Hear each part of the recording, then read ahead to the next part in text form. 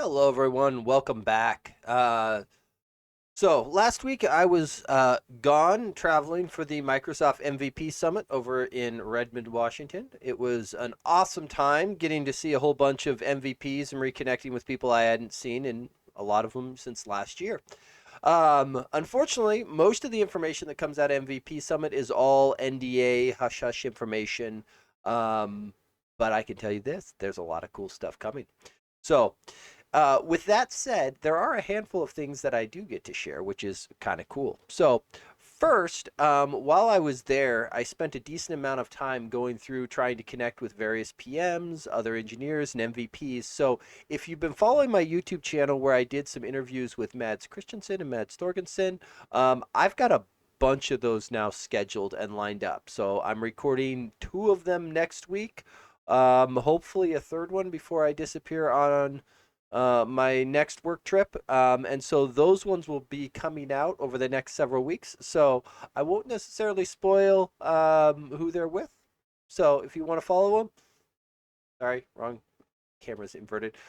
Check my YouTube channel. There is an interviews playlist, and I'll be posting links to them on my Discord when those things show up. So, if you found the last ones interesting, I'm kind of hoping the next ones will also be sort of in that same vein, a little bit less on actual hands-on code, and kind of just more having those kind of technical discussions um, with others in their area of expertise.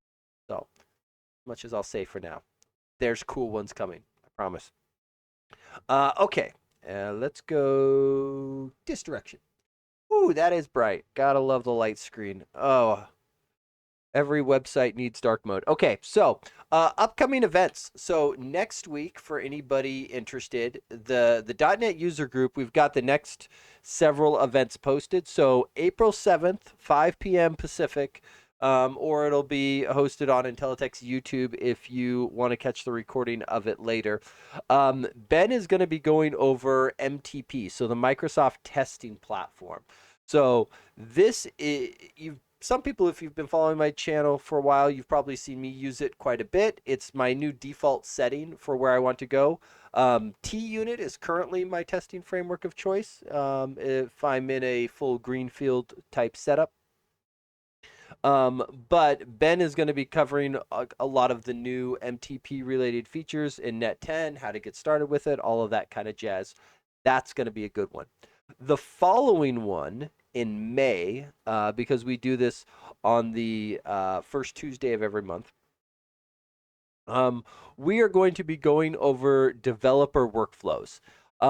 And I may or may not be pivoting what I was going to show for this. The premise behind this one is we've had a lot of people just realize that talking to different engineers about how they're using their tools, specifically a lot of AI related tools, often reveals a lot of useful information because it's often a lot of, hey, I never thought to do it like that. Hey, how are you doing this? There's a lot of kind of tips, tricks, sharing, that kind of thing. So it's going to be somewhere between two and four of us presenting and kind of walking through different tools, IDEs, debugging trips, testing. We're just going to it's going to be a shotgun approach of, hey, here's kind of my day-to-day workflow and how I like to roll.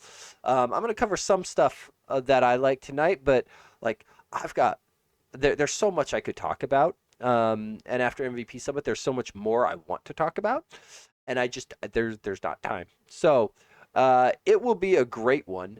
So especially, I have a feeling a bunch of us are going to hit on some of our AI tooling tricks. So if that is at all interesting to you, again, you can sign up here if you're in the Spokane area. We do in person, as well as streamed on YouTube. Or again, you can catch the recording on Intellitek's YouTube page after the fact as well. So there are all of those. I should probably mark myself as going. Okay, so what are we doing tonight? What are we doing tonight? What do I have here? Why do I have that open? Okay. There are a number of things I want to go through and review and get merged. There's a bunch of material design stuff that is out there and rocking and rolling. I think we're going to kick a release for it tonight. We've had enough stuff merge, and otherwise, I've got a PR I want to look at. I kind of want to show the flow on how I got to said PR as well, because I think that is useful. I don't think I'm going to get all the way down to merge butler. I'm more likely to jump to the Velapack stuff, and the auto typer I know I'm not going to get to, neither the ResX sorter. So not that one either. Okay, I've got too many projects. I will say this: the AI based tooling has allowed me to go through and start splitting my time in a lot of different ways and hit a lot of different things very, very rapidly. But with that said, I want to share something that I have been working on. I don't so this is a living document. This is subject to change on a daily basis, somewhat at my whims. But I have been slowly putting together what I see as my recommendation for AI guidelines because it has taken me a little while to kind of wrap my head around a lot of this. And for some people, this is going to be a little too general versus otherwise. And there's a couple things I'm going to kind of skim over a lot of this.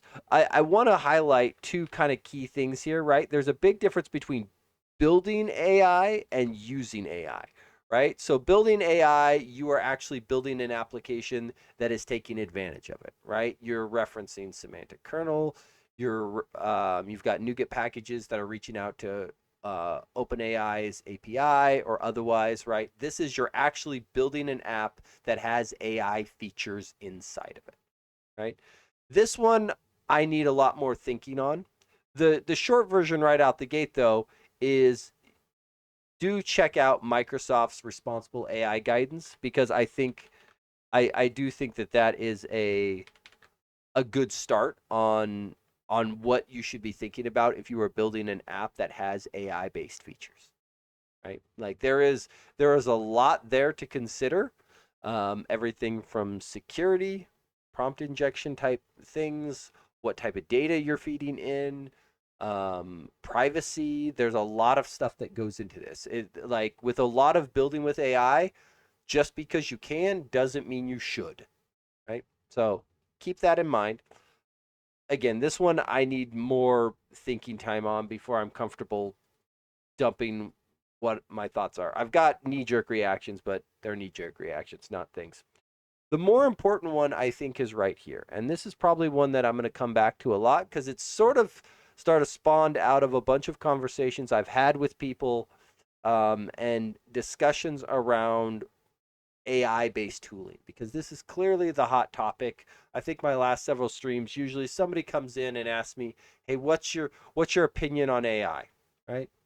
Because that's helpful. I don't know. So this is my current thinking, right? I may get rid of this this initial line up here. It, I don't think it's worded properly. My intent is there, like, and I'm tempted to put the word "well" onto the end of it. Like, there are things AI cannot, nor do I think it ever will do. I had another engineer friend of mine tell me that AI lacks empathy, and so they avoid giving AI anything where empathy needs to be a factor in a decision, right? Which I think is not a bad way of putting it, right? Like it's a machine, it's a tool. Like don't it is not this magical box, right? Even though people will say, "Hey, we don't know how AI is working," what they mean is we don't actually uh, understand all of the vectors and the weights. We understand the premise of how it all works, right? Thingy goes in, math happen, thingy comes out, right? None of that is magical, but how it comes to the exact, oh, this is better than another, and why one weight is better than another, like that's still kind of unknown to us. We know how we got to those numbers through training, but we don't necessarily understand why, right? So I think when people are like, "Oh, we don't understand how AI works," it's like, well, that's kind of misleading. We do understand the building blocks, and we know how we got to them, but we don't necessarily always understand why something's better than another, right? So again, that's kind of just a weird thing. But the following are what I will call, and again, these are guidelines that it is subject to change as I'm going.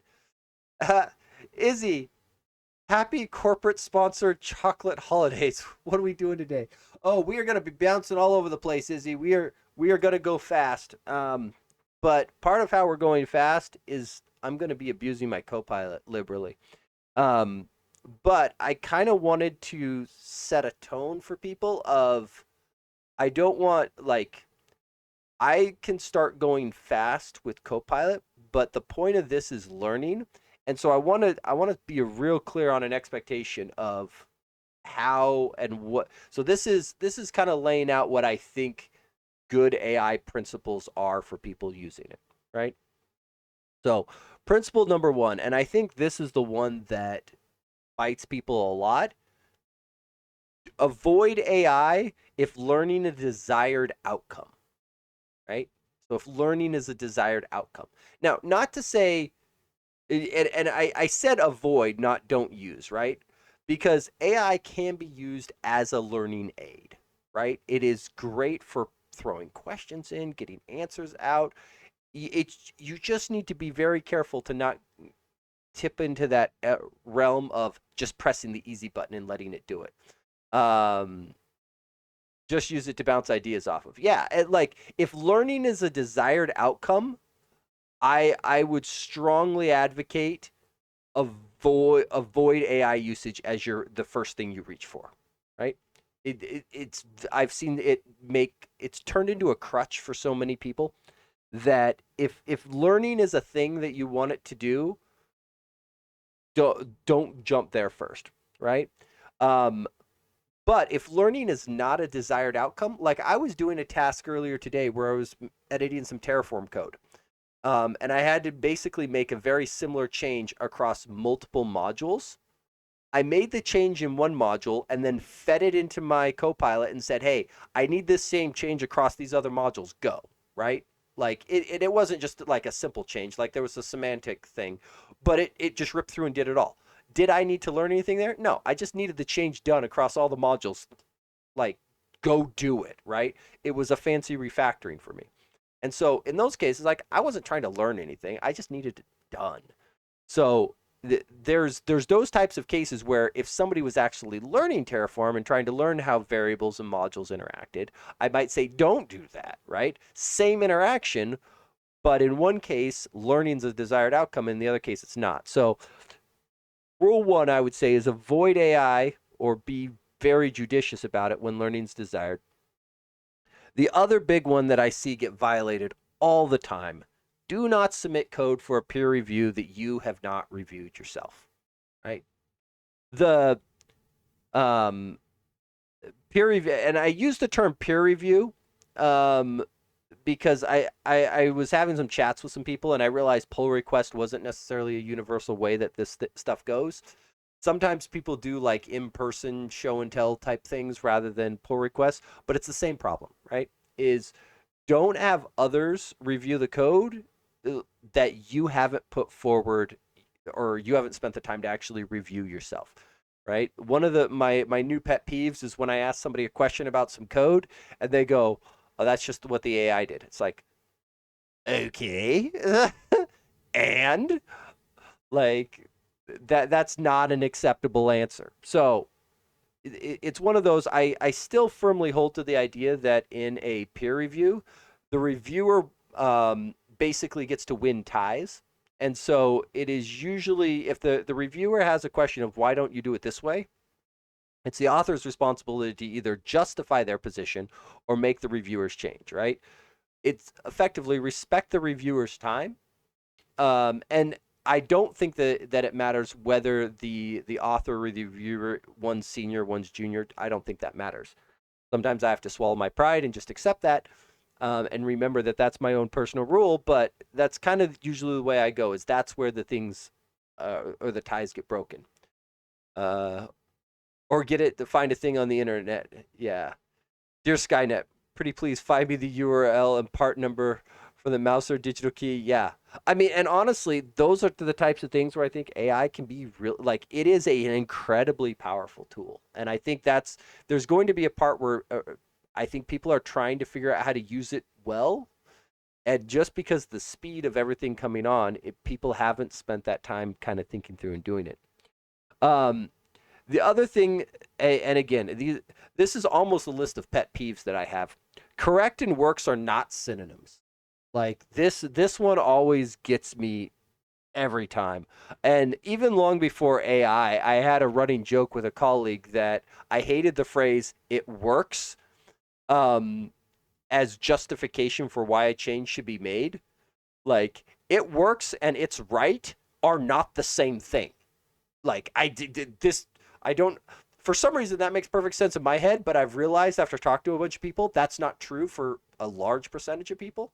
So I felt like I needed to spell it out that works and correct are not the same thing, right? Like oftentimes people will run AI and then they'll fire the app up, run it, and go, yeah, it works, send it. And depending on the type of change in question, that might be reasonable testing, right? If you were saying, hey, design me up a login screen, firing the app up and running it and looking at the login screen is the right way to test that, right?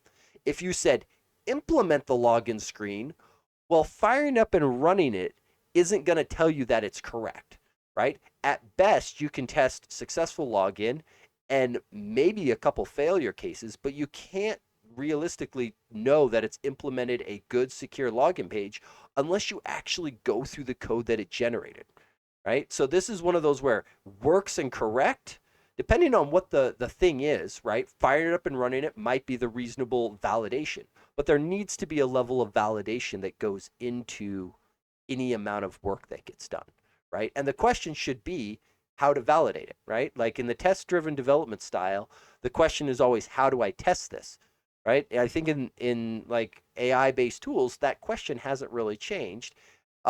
Maybe rather than test, I might use the word how do I validate this, right? A unit test or otherwise might be the right answer, right? If you have the AI write the test, you better be reviewing that test like a hawk to make sure it's right. Otherwise, you haven't really done anything. You've just let AI thing check AI thing, and without validating, it's like, how do you know it's correct? I don't know.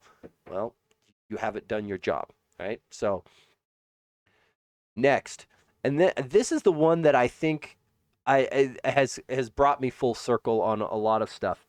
Is AI cannot take blame, and I think that's really critical, right? A very key thing to say. Now, a phrase that a bunch of my colleagues have heard me utter many times is "He who takes credit also takes blame." Right? And usually, what I will often throw this out in kind of a joking context of, I don't want any credit. And most of them will chuckle, knowing full well that what I'm saying is, I don't want to be blamed for it. But I think this is a very important thing in a lot of teams, right? Is when there's a separation between credit and blame, bad stuff happens, right? Credit and blame should go hand in hand in a lot of cases. Um, Izzy, surely you can just add a caveat to your AI request, and please make sure it is secure and won't send my details. Enter a bad foreign country here. Yeah, yeah, no. I prompt based stuff is, I think, hopeful coding, right? Like context is king, and giving the AIs good context, but it's not. I've watched it wrap itself around the axle so many times and lie to me and hallucinate and get all spun into the wrong thing. Like that is a hard thing, right? And even when AI is doing the work, and this is again why I go back to that idea of when I ask somebody the question of, hey, why'd you do it this way? And they go, well, the AI did that. The AI can't accept the blame. So if AI can't take blame, it also can't take credit. That goes in it as well, and that means the person submitting it is the one ultimately responsible, right? Like if somebody goes through and submits a whole bunch of garbage code that their AI agent built for them, guess who's going to be blamed? The person who submitted it, not the AI agent. There's going to be a reckoning at some point because a lot of people are starting to get these full autonomous type situations of, AI sees incoming issue, works the issue, does the fix, does the pull request, does the review, submits, sends, right? Like there are people putting together full end-to-end flows, but at the end of the day, if those end-to-end flows break and cause something to go wrong, the AI is not going to get blamed, right? If there's an information security leak, the AI is not the one footing the blame for that. It's going to be the company or the engineers or someone inside of there. It's not the AI that's going to take the fall when there are problems. So there will be humans held to account. It just, it may not always be the direct engineer, but that is, I think, a very critical thing for people to understand. Sometimes I wonder if I could give AI negative context so I can point back to my repo and ask it not to do the same way I did. I mean, you certainly can. I've absolutely gone through, like, I will say this, I've given it negative context, usually in the terms of work that it's done, of that is absolutely wrong. Don't ever do it like that. I've definitely told it that before. And so you can kind of invert it a little bit. Okay. Last two. Avoid buzzword hype. This, uh, like, I went into MVP Summit and people asked me what I was most excited about. And I was like, honestly, what I'm most excited for is hearing pragmatic engineering, leveraging AI, but just drop all the buzzword. I'm so burned out on it. Like, it is build this with AI. Like, I don't know what other people's like social media streams look like, but most social media platforms have figured out that A, I like technology, and B, I'm an engineer and I'm a developer, and so I get like constant ads and things coming at me of all of these developer engineering tools, and all of them have every AI buzzword hype thing thrown into it. And frankly, I look at them and some of them are just like, that's not AI, right? And I talk to other engineers who are building things. They're like, yeah, we put AI on it, but we're not really doing AI stuff, right? Like, we put it on there because, the marketing team needs to be able to say that we're doing AI. So we did this little thing here or whatever. It's like, yeah, that's not it, right? Like, I realize I'm sure marketing and business people would hate me. I am not a marketing or business person. I'm just burned out on it. Like, frankly, if I see somebody coming to me and going, hey, we've got this great AI thing, I just immediately tune you out and shut you off because I can't take it anymore. So again, this is a Kevin rule, avoid buzzword hype, but this is, I think, problematic. And I think specifically as engineers, usually we get the reputation for, I don't buzzkill's the wrong word, but I'll use it. Being the buzzkill in a lot of discussions because they're like, well, no, that's not quite what that means, right? Like, uh, people, especially, again, I'll pick on marketers and salespeople again, love to spin things of, oh, well, can we say this? It's like, I mean, you can say that, but that's not really accurate or what that word means. Like, you can say infused with AI, but all we did is call an open API endpoint to ask it to summarize some text. Like, is that infused with AI? Sure.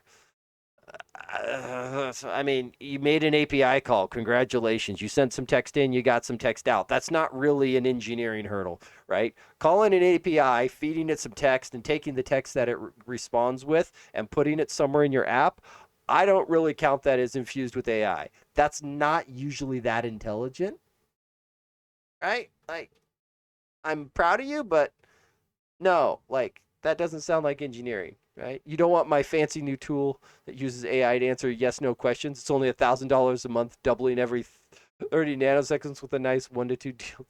Yeah, exactly. So again, as engineers, like, I get that I can't change marketers' opinions, but as engineers, I would encourage people, don't use the AI hype.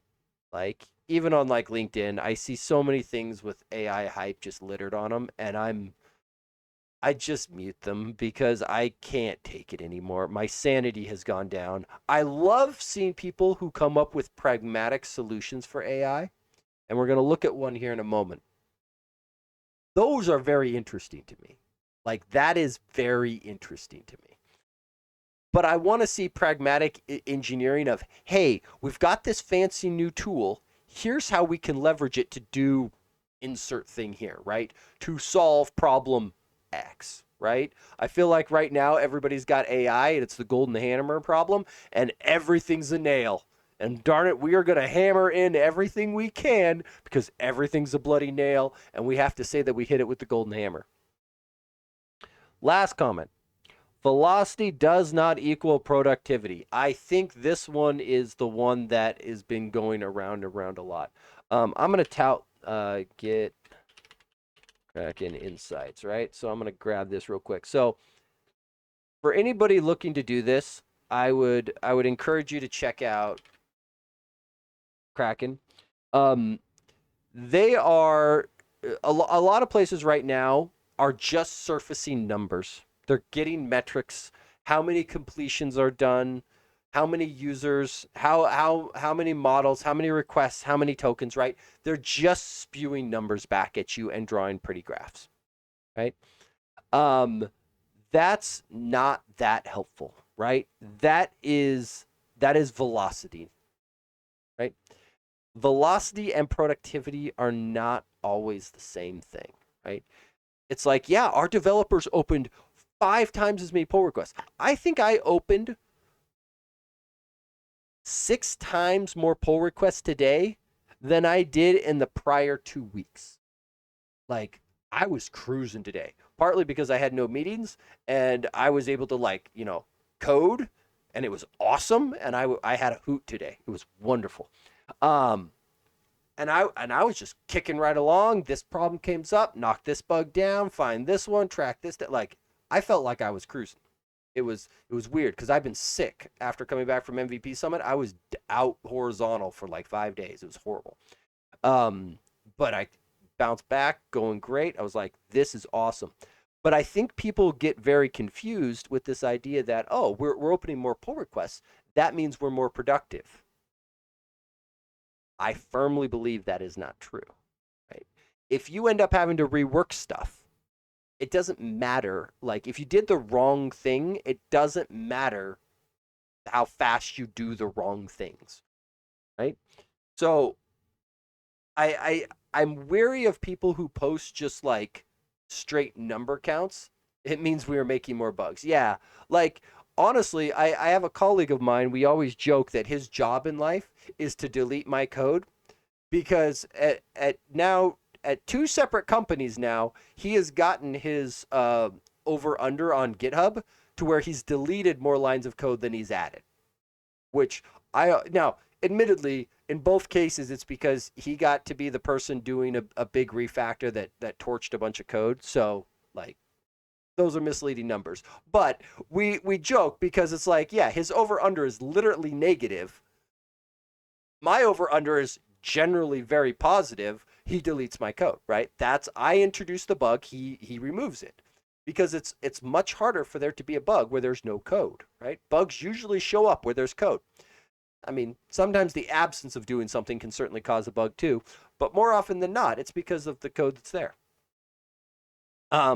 And so that idea that because we're getting more done, that our velocity's gone up, so our productivity must be going up. It's like, that may not actually be the case, which is why I like Kraken's Insights, is because they're not trying to just surface numbers. They're actually like, the Dora metrics are obviously just straight metrics, right? But a lot of the ones on quantify business impact, right?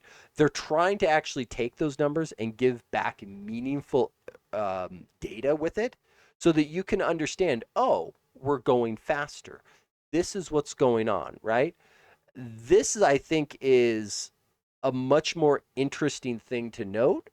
And so if you are at all interested in it, like, I highly recommend subscribing to like their newsletter, because they've been doing a lot of webinars recently on around, hey, everybody's adopting AI, but very few teams can actually prove that their people are more productive, right?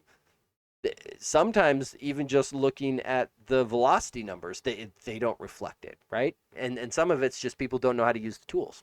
So again, these are Kevin's bits and some tips and tricks of what I'm throwing down here. Again, this is a living document that I feel like I've changed every day for the last several days, and I'm probably going to keep changing it and tweaking it more. So if people are interested, this is now my go-to. I figured I'd write it down so that since I keep getting asked the question. So now every time somebody asks me the question, I can just hand a link and say, here are my guidelines around AI related stuffs.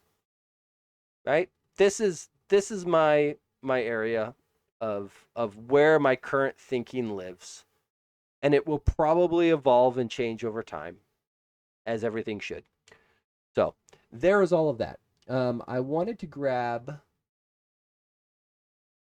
a link over here. So people will probably recognize the name Stephen Taub. So Stephen Taub has a bit of a reputation. Every year he goes through and he writes a blog post on the performance improvements in .NET. And I'm going to put blog post in quotes because I want to call everybody's, oh, that's the wrong screen. I want to call everybody's attention to something. The size of the thumb on this scroll bar, right? Typically, Stephen Taub's blog posts are the length of a short novel, right?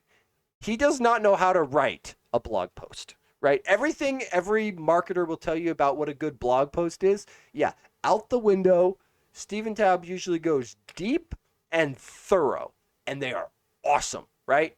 He knows his audience of engineers, and there's when he posts something, it's like it is long, but you can guarantee by the end of it, you're going to come away with a lot of really great stuff. So, absolutely love this. In this particular one, this was effectively a long retrospective on his team's use of the Copilot coding agent inside of .NET and what they've leveraged it for, right?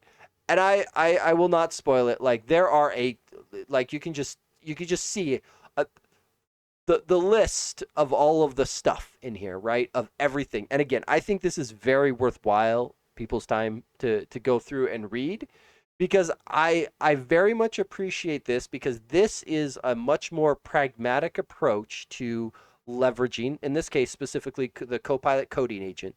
So for people unfamiliar with it, the coding agent is the one out on GitHub that you can assign to do work. Effectively, it's the remote agent, right? You can take issues, assign issues to it, do PR reviews, that kind of thing, right? It works remotely, lives out there, everyone's happy.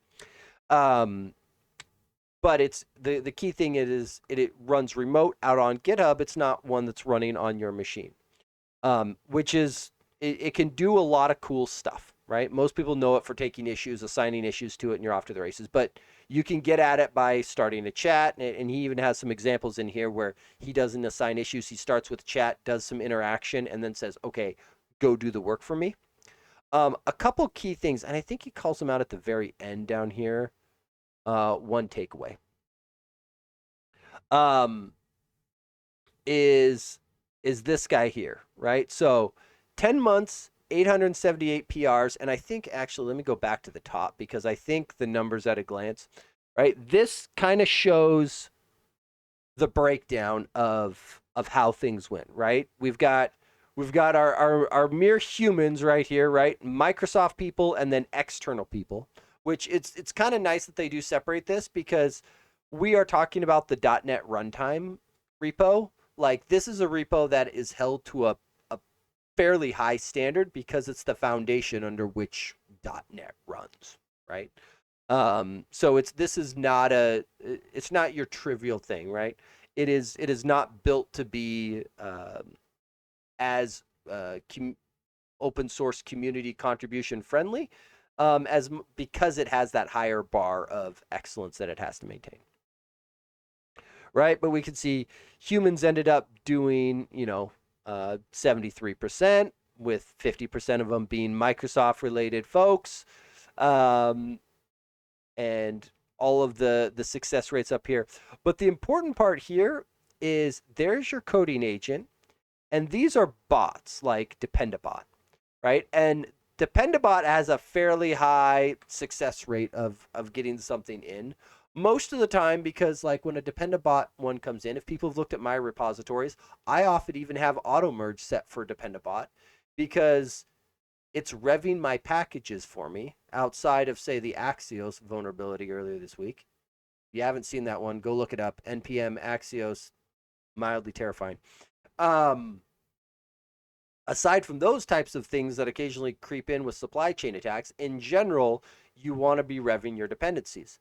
And most of the time, when I rev my dependencies, my validation for those dependencies is, did the pipeline pass? Right? I'm not going to do much validation beyond, did it compile? Did all my tests run? If both of those things are true, couldn't be that bad. Send it, right? And if it got past my test, it means that there's probably a gap in my testing that I should close if something bad sneaks through. But in general, that's all it takes, which is why I'm usually very happy to let Dependabot PRs auto merge, right? And so then we can see the coding agent one. And so this 878 number, I believe that's the same one that he referenced at the very end. Yeah, 878 PRs. And I really appreciated the line down here around preparation matters more than the model, right? Everybody talks about, their Opus experience and how the models got so good like November, December of last year and things took off, which it's not wrong. Like when those models dropped, there was a nice bump in, it felt like, capabilities. Some people called it like this glass ceiling that they were able to go through, right? Like that definitely happened and made them more capable. But there was also this idea that the people who are able to leverage it are the ones who have already invested a bunch into their repositories for having like good DevOps processes, right? The only way I can rely on auto merging my Dependabot PRs is because I have tests, right? I can rely on the fact that if my pipeline compile and tests and everything passes, that I'm confident that things are right. If you didn't have tests, you don't have that level of confidence. You can't do that same level of thing. So this setup of making sure that you actually have a repository that's set up for your flows is very critical. And the conclusion that Stephen draws in here is not too unlike that, right? Of taking the time to set up the repository to make sure that it's actually set to have this thing work rather than just kind of throwing something over the wall made a big difference, right? Just going through and spending time documenting things in their Copilot instructions file, which for people unfamiliar with this is the kind of global instructions at the top level of the repository. You can do other ones that are a little more tightly scoped down to individual things. But spending time actually documenting this stuff out. Again, people who also had a lot of good documentation in their repositories also tended to do a lot better when they started adding in AI tools. What a shock, right? They had invested time in that. Therefore, things have started to pay dividends. This is actually a reason why I've wanted to move the material design docs out of the wiki and into the repository for a while. This extra bit of having the documentation in the repository just as a reference point for AI also makes it's giving me another bit. I've seen a lot of people start moving towards a mono repo style just so that AI can have that ability to do context. It's kind of a cheater approach because AI has tools for reading files. Therefore, you put all the files where the AI is looking. Therefore, it finds them and reads them and can get the context, right? It's like, it's not rocket science. You put the files there, it found the file, it read the file. Shocker. Um, I don't necessarily know that I would tell everybody go mono repo or anything that way. But it is worth noting that having things well documented and in a way that is easily consumable pays dividends, right? That's an important thing to note. Um, Also, people who have a nice clean repository already, right? There's not a bunch of just wacky cruft all over the place where it's like, oh, follow these patterns. We've got a well-defined pattern. AI loves it. It'll eat those patterns up all day. It's great. Um, but people who didn't have that and just had a big messy repo, well, guess what? Going to get a little bit more of that, right? It tends to amplify whatever you're doing, and sometimes that's not a good thing. Amplification is only helpful if it's a good amplification. Multiplying a negative number is bad, right? Multiplying a positive number, good. There we go, right? So again, I think it is worth everyone giving this a good read because there is so much useful information inside of here. And being able to go through and leverage it. I do have some apprehensions on cost. Um, I have a very strong fear that AI is going to amplify like businesses and otherwise that have money to be able to pay for it. And the indie open source developer, that gap is going to start to widen as they often won't have the same funding or resources available to them. So I do have a small fear of that happening out here, but I've also seen a lot of people start investing in trying to make sure that open source engineers have access to more tools than otherwise. I'm kind of in a special case between my employer, my MVP, and otherwise, right? Like I get a certain amount of free stuff given that I then end up leveraging for a lot of like this open source work that I do. So that's nice. But I don't think that's true for the open source community in general. Um, but I mean, I like Hero Devs and otherwise, there's been a lot of investments that I've started to see people realize, oh crap, with all this AI stuff, we're now even more dependent on this open source software. We really need to invest in it. So I'm hoping, again, that's kind of my fear is that there's going to be a widening gap there, but we'll see. Time will tell. The gap is already kind of big to begin with, and I'm just worried AI is going to make it bigger. Okay, that was a lot of long-winded talking and not a lot of coding. And we need more coding in our lives. Okay. Okay. So we got a number of things rocking and rolling here. So let's go out. I think we're going to start with the material design stuff because I think we got PRs and things out here rocking and rolling of things to go through and look at and to do. And there are a whole bunch of stuff. Um, and I started building out a ton of things. Okay, we'll take a look at these. This is the same author who contributed like the motion and the new color library stuff here. So I appreciate it. It's one of those. This is kind of a small thing, but we're gonna go through and take a look.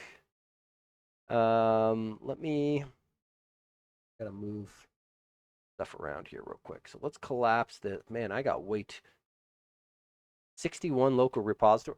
Ooh, I gotta clean some stuff up. I gotta clean some stuff up. Actually, maybe I'll have Copilot write me a script.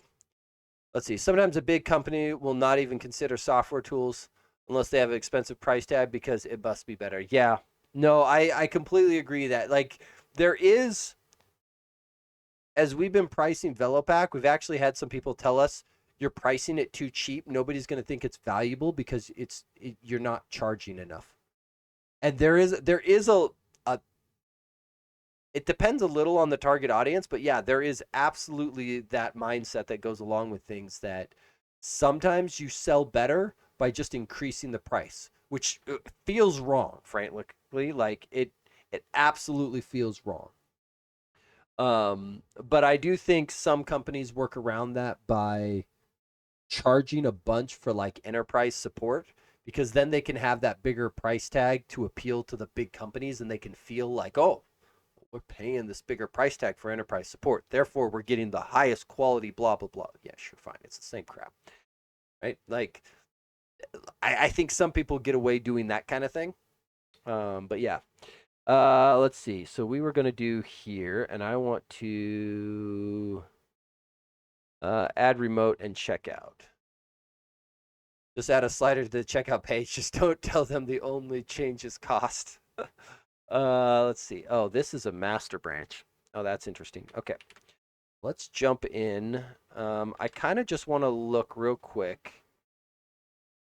So the change here, and let me bump my zoom level up. I apologize. So this is, wait, is the delta, there must be more than one commit here. Oh, interesting. Wait, is that the same name? Oh, it is. It's okay. So this is a fun thing that often shows up. So the thing that caught my attention was the change in picture from here to here, right? And the reason is because Git Kraken uses Gravatar. Robert, Yes, WPF. My world is complete. Thank you. Robert has been showing off one of his WPF applications that he's been building recently to me, and it is pretty cool. And after I prodded him slightly, he did go and add material design to it, which made me happy. Um, yeah, no, but what ends up happening is because Gitkraken uses Gravatar, if you commit from, say, two different Git programs that may have a slightly different config and your email is different, right? So, like, I can see this is microc.at, and I'm guessing this one is going to be a different email. Come on, show me the email. There it is. Yeah, and there's a Gmail address. So one of the uh, because it's two separate emails, the Gravatar image is only tied to one of them. I immediately noted that it was two different authors, but you know what? Same diff. But that comes off of there. Great, great, great. So this one just added the test, and then the next one switched it to be a an arguments. And I think this is close, but I think I'd put this in, but I was not clear that the intent was to drop this for each. I think we're just gonna go fix that real quick because I think before he left open push permissions for authors. Just like me, I have about 12 different profiles. Yeah. I only keep an eye on it because occasionally it gives me clues if somebody AI generated their code. And again, I don't care if people use AI to get code into the file, right? At the end of the day, engineers, we have to get code into a file. I don't care whether it was copied and pasted from Stack Overflow, whether you used regex or whether you used AI, right? Maybe I care a little bit more if you use regex. Um, like at the end of the day, as long as you validated it, I don't care how it made it in, right? Okay. So there's that. Let's see here. So we've got the material dynamic colors, right? And this is why I kind of want to semantic color expectations, blah, blah, blah. Like there's a lot of cool stuff in this library that I feel like we could do some really fancy theming stuff with. Let's see, Stack Overflow programming days and the 12 different ways to handle a JavaScript problem. Yeah, exactly. Exactly. Which regex? There's so many of them these days. Yeah. Well, and most people, I feel like regex is going to quickly go the way of like assembly or otherwise, right? Like, I still remember getting on sites and doing regex golf, which for people who haven't looked up regex golf, if you enjoy doing regexes, go look up regex golf. It is fun. I had a hoot doing it. But the idea is you're effectively trying to match a thingy or not match, depending on what it is, right? You're trying to do it as short as possible, right? Again, like golf, fewest strokes in, right? So it's one of those. It's a very slick, clever way of doing it, but it just forces people to learn regex, right? But it's going to be one of those things where I can see because AI is really, really, really good at regex because there's so much. It hasn't changed that much over the years. There's so much docs. It's more than likely there's plenty of it in its training sets. It can just dump it out really easily, right? So there's goes crazy. Okay, so I just want to run these tests.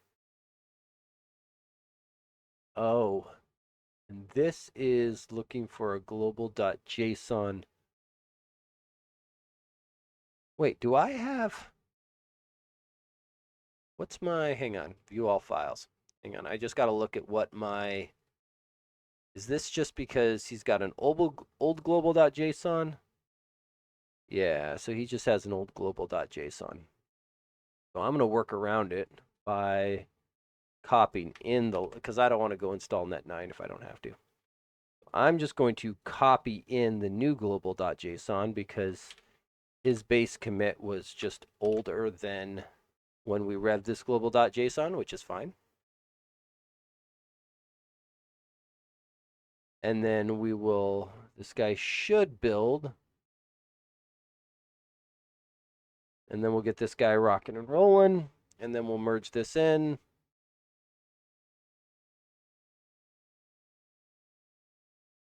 There we go. Okay, so I would like to run these tests. Do test pass. Huzzah. Great. Okay, so I have no objection to these tests. I'm going to stage all. I'm going to unstage the global.json. That's all fine. Kraken, write me a commit message. Self over here for a moment so I'm not blocking it. Spinny, spinny, spinny. Go, go, go. And I'm going to close my Visual Studio for a moment.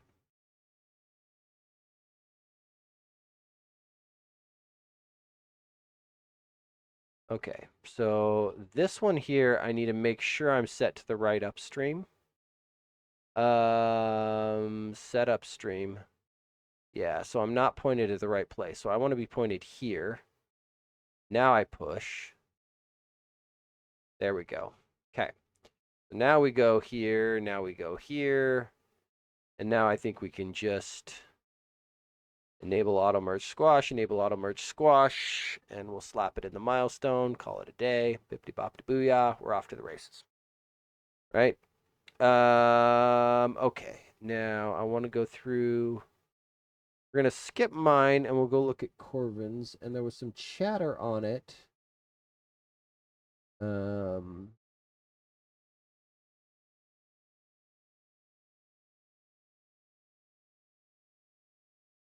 Yeah, and Nikolai merged some feedback.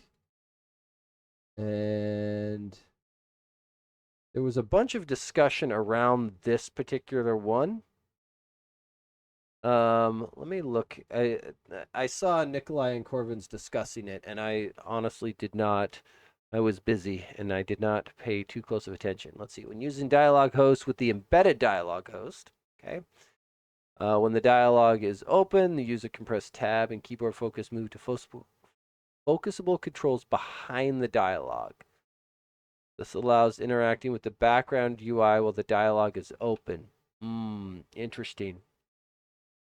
Looks like a missing focus trap modality issue for the embedded dialog host style. Probably, probably, I'll be curious to see the fix and the setup for it. So I'm going to drop off the evaluation required because, frankly, if we have a PR open for it, it's no longer evaluation.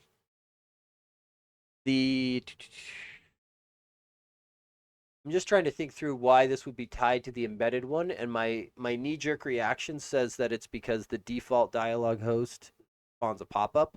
Pop-up is a lightweight window. Windows have their own focus scope, I think is probably the root of this.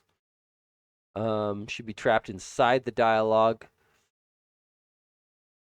This is where it gets hard for me. I don't know that I fully buy this. I agree that focus should probably not move to controls underneath the dialog, but the embedded dialog host can be scoped to a subsection of your window, and I don't know that I would say focus shouldn't move out. Now, it should probably cycle within the dialog, but we'll see. Let's see. Create the focusable controls, dialog content. I mean, this is beautiful reproduction. So thank you. You've literally handed me the snippet that we were looking for. So that's cool. Okay. This change ensures focus does not move outside the dialog host pop-up. I'm assuming by pop-up, he's not referring to the literal pop-up, but to the pop-up-like element. Behind in keyboard navigations, only the embedded style was effective, but I still included both dialog host styles in the test. The test covers both tab and shift tab navigation. Okay, well, first of all, oh, I love this. This is what I was hoping to see.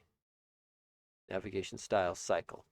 Because this should, where is this? I want to see this in more context. This should solve it by virtue of the fact that when you do keyboard navigation cycle, it just loops through that that scope. But if you were to click on an element, say on the side, like if your dialog was locked to a particular area, you would then move to a different scope and be able to move around on it. Okay, so let's see. We've got arguments, and the arguments are what? Style and input args for keys, tab, left shift tab. Okay, that seems fine. What's the setup here? Let's see, load XAML dialog host. We've got a dialog host, and it looks like he basically took the two things here. That makes sense to me.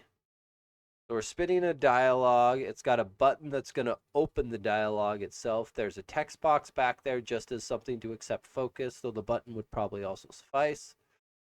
I assume it's named just so that we can pull. I assume we're going to pull it out by name down here a little bit. Yep, there we are. So that's all good. Let's see. So if there is a string, it uses this callback. Let's just look at what the callback does. Finds the style by name, applies the style. That's fine. You don't have to do it with a remote execute. I think in a lot of our code, what we've done is we've just done some fancy string concatenation and just injected it right here. I mean, either one works. At the end of the day, you just got to get the style on the dialog host. So I think I'm fine with that. Finds the button, finds text box 1, text box 2, and these are the ones inside the dialog content. Great. Open dialog button, click it, wait for the dialog to open.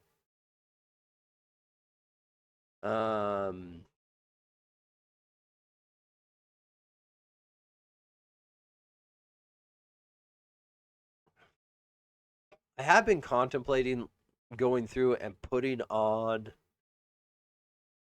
like an is animating or something on it so that our tests can watch something more intelligent rather than just doing this. But it's fine. It's fine. Thought I had put a base class with this on, with the cancellation token on it, so we didn't have to do this, but maybe not. I may be getting some of my other projects confused. Let's see. So by default, the first focusable element should be focus. So we assert that we are where we expect to be. Great. We send input, which is going to be either tab or shift tab. And then we assert 2 got focus. Oh, that's clever. He sends the input twice, and because there's 2 elements, it asserts it goes back and forth. That way he catches both boundaries, going backwards across the first one and going across the second one back to the first one. I'm tempted to get rid of these delays in favor of a wait. So the XAML test has a wait class that will just retry multiple times before throwing. I think that might be cleaner.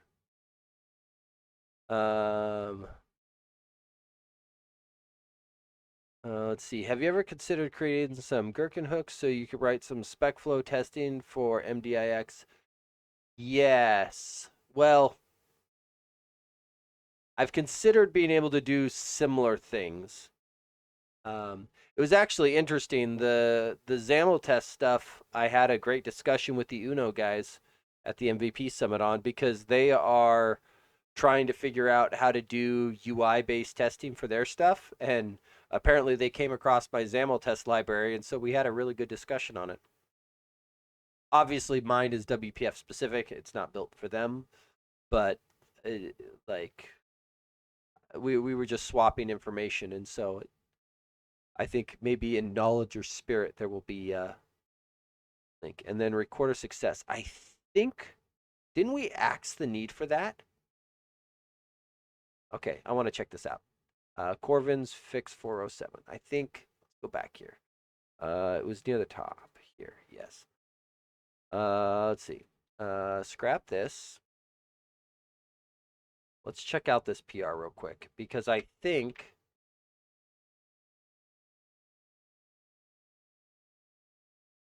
But yes, Izzy, there's been a lot of things where I've got several thoughts of improving around doing this.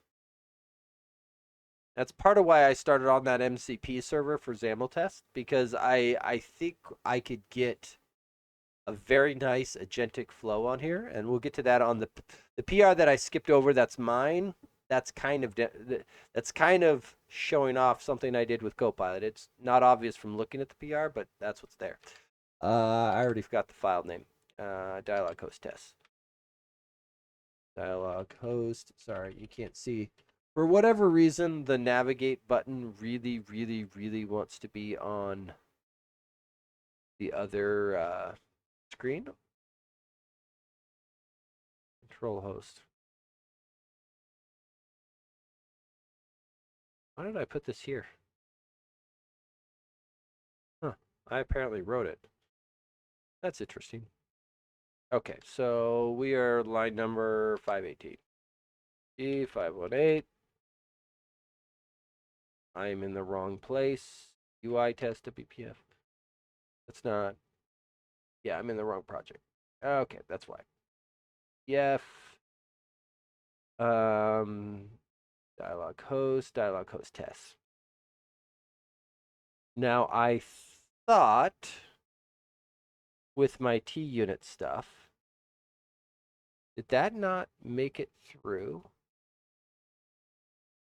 Oh, it didn't. Didn't I have something where we were killing off test recorder? I thought we were fixing that. Go back and see where I did. Let's see, completely unrelated to things here, but I've noticed with AI, if you ask for a gap analysis, it can find a problem, great, but then you fix it and ask for another analysis, and it finds another problem. Like, why wasn't it identified on the first pass?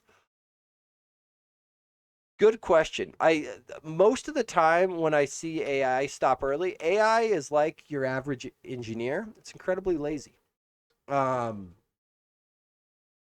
And if you've ever seen those videos where parents ask their kids to like talk them through making like a peanut butter and jelly sandwich, right? I realize that's kind of an American thing. Here in America, we take peanut butter and we take jam or jelly, depending on which version you like, and we put it on two pieces of bread, smash it together, and we eat it for lunch. It's great. But it's a very simple process to make. But the moment you have a child like explain the process and have the parent start taking the instructions very literally, it usually results in humorous social media videos. AI is kind of the same way, is it tends to take things very literally, go until it can give a green check to what your first ask was, and oftentimes stops early or tries to short circuit and cheat or otherwise. Like, it also really hates iterating. It really hates it. It like it goes through and it like when I tell it to do like a big refactor, it oftentimes goes, "Oh man, I got to do this like 50 times. Let me write a script to go through and do that." Like, it does not want to just iterate through files and do it one at a time. And you have to be real whack. No, do this like this. Stop it, you moron. So I think that's probably I haven't tried doing that myself, Robert, but I wouldn't be surprised if it's because it deemed that it had completed the task and so didn't bother to, right? And so it just stopped. Like, oh yeah, a green check mark. I did the thing you asked for. It's like, well, yeah, but you did it incompletely. Incomplete. You didn't finish. Like, Izzy, would be useful for someone like me to submit issues with a test you can run to show it. Oh, that would be. So I will say I am very interested in it. I do strongly suspect that in the future, the idea that AI will just be plain text English doesn't feel right to me. English is just too ambiguous in too many cases, right? Even talking to humans, it's ambiguous. I I do strongly suspect that some sort of like spec-based solution is likely where things land, because there needs to be something has to build guardrails, right? And they have to be enforceable guardrails, right? Like, and they can't just be hopes and dreams guardrails. They have to be like actual ones. So I do suspect something of that nature will be there. JC, welcome in. Good to have you. Let's see. I like to try to find an inconsistent bit of code myself and get AI to just uh, find them all. Single responsibility principle. Yeah. Too many words sound the same but mean different things. No, completely agree. And like we even wrote some tests for a project I'm on at work where we had one of our AI engineers actually, because we were trying to have AI basically generate like a flow diagram. And we had several kind of use cases that we were working through, and he wrote variations of them between kind of like the lazy layperson and then going all the way to the other extreme of, okay, here's an AI engineer trying to write this as clear and as AI friendly as he possibly can, right? And even in that case, we kept finding small examples where it's like, well, it's difficult to say what correct is, because on one hand, if you get completely specific, at that point you might as well just write code, because it's like if it's always do the thing, why are you using the AI, right? The whole reason you're using AI is because you want some level of ambiguity and fuzzy matching, and you want to allow for things that you haven't anticipated ahead of time, right? You want that kind of bit to be able to come in, right? You're processing incoming text. And so it's like going back to my other thing, right? And where'd it go? Hang on.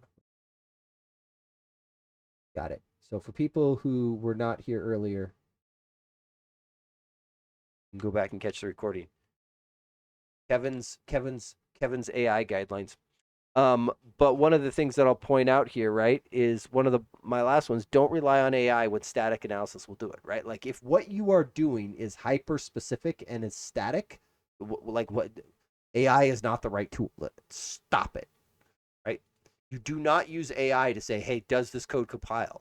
You use a compiler, right? Like that is there are some problems that it is the wrong tool for. Don't do that. Yeah, let's see. Victor, when I told my son the timer went off, he argued with me that it went on. See, that is brilliant. That is absolutely brilliant. I love it. I love it.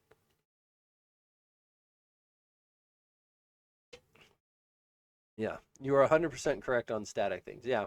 Or even then, like, the other thing is, so one, if people haven't seen this, band API analyzer. This is like my favorite thing ever. This is not it. Where is the there's a band API analyzer. Yeah, I think this is it. Roslyn analyzers. Where is it? I believe this is the guy here that I'm leveraging. For people who want it, is like I love this thing. Like I just straight like on several repos, I just ban like datetime.now. Right? Like, no, you don't get to use datetime.now, UTC now, right? Like be specific. But it's one of those ways that as soon as I put that rule in, one, it's useful for the other developers on the team because now I don't have to flag their PRs with it. Saves time. Daytime offset now. Don't worry, Robert. I start every time I saw it in a PR, I started adding to this list. It's one of those times, or occasionally, like we ran across even doing like playwright testing, right? There was a few options in there for like iframe stuff, and the team was like, no, we shouldn't be using iframes, and I went as far as to say, well, if we shouldn't be using those, let's go ahead and ban those particular playwright APIs so that people just know that's not a viable solution ever, right? And then more importantly, because we also have warnings as errors turned on in our pipeline, it means that if the AI tries to like submit a PR and run the pipeline and look at the results, it's going to see real quick, oh, this is banned. I should not do that, right? And so it self corrects in a lot of cases, right? Just like how, sometimes it writes invalid code, the compiler smacks it and says, hey, that's not valid, you dummy. And it goes, oh, okay, let me fix it, right? Same thing, right? So if you can add the more static analysis you can put in place, it helps the humans, it helps the AI, it makes everything better, right? Um, let's see, my last AI prompt. Can you find me the best ESD protection for IC for gigabits Ethernet connector? Took it 2 hours because it was going back and forth between two components due to two of the properties. I mean, frankly, though, like, again, those are the types of things where I don't mind letting it go. Like, I oftentimes try to go to bed after giving it a prompt. Specifically, like, I usually have a handful of tasks where I know it's going to take it a while, and I just walk away. Like, I let it go. Um, hang on, I want to get through this PR because I want to show off my PR and how I got there because I think that's helpful. I don't know that it's actually right, but I think it is helpful. Let's see. I think it was 821 if I remember right. Nope. Let me go back here. Dialog has 518. So that was the problem. 518. Okay, so I want to look at this here.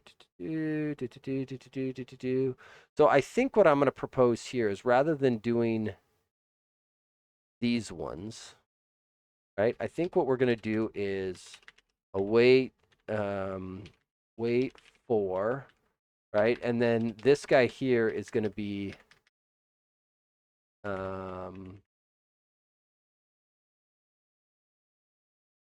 because I think we can just do this, right? And it will, let's see, assert that, and this needs to be an async lambda for that to work. Assert statement. Oh, that's funny. Okay, fine. Happy. But now I can get rid of the delays, I believe.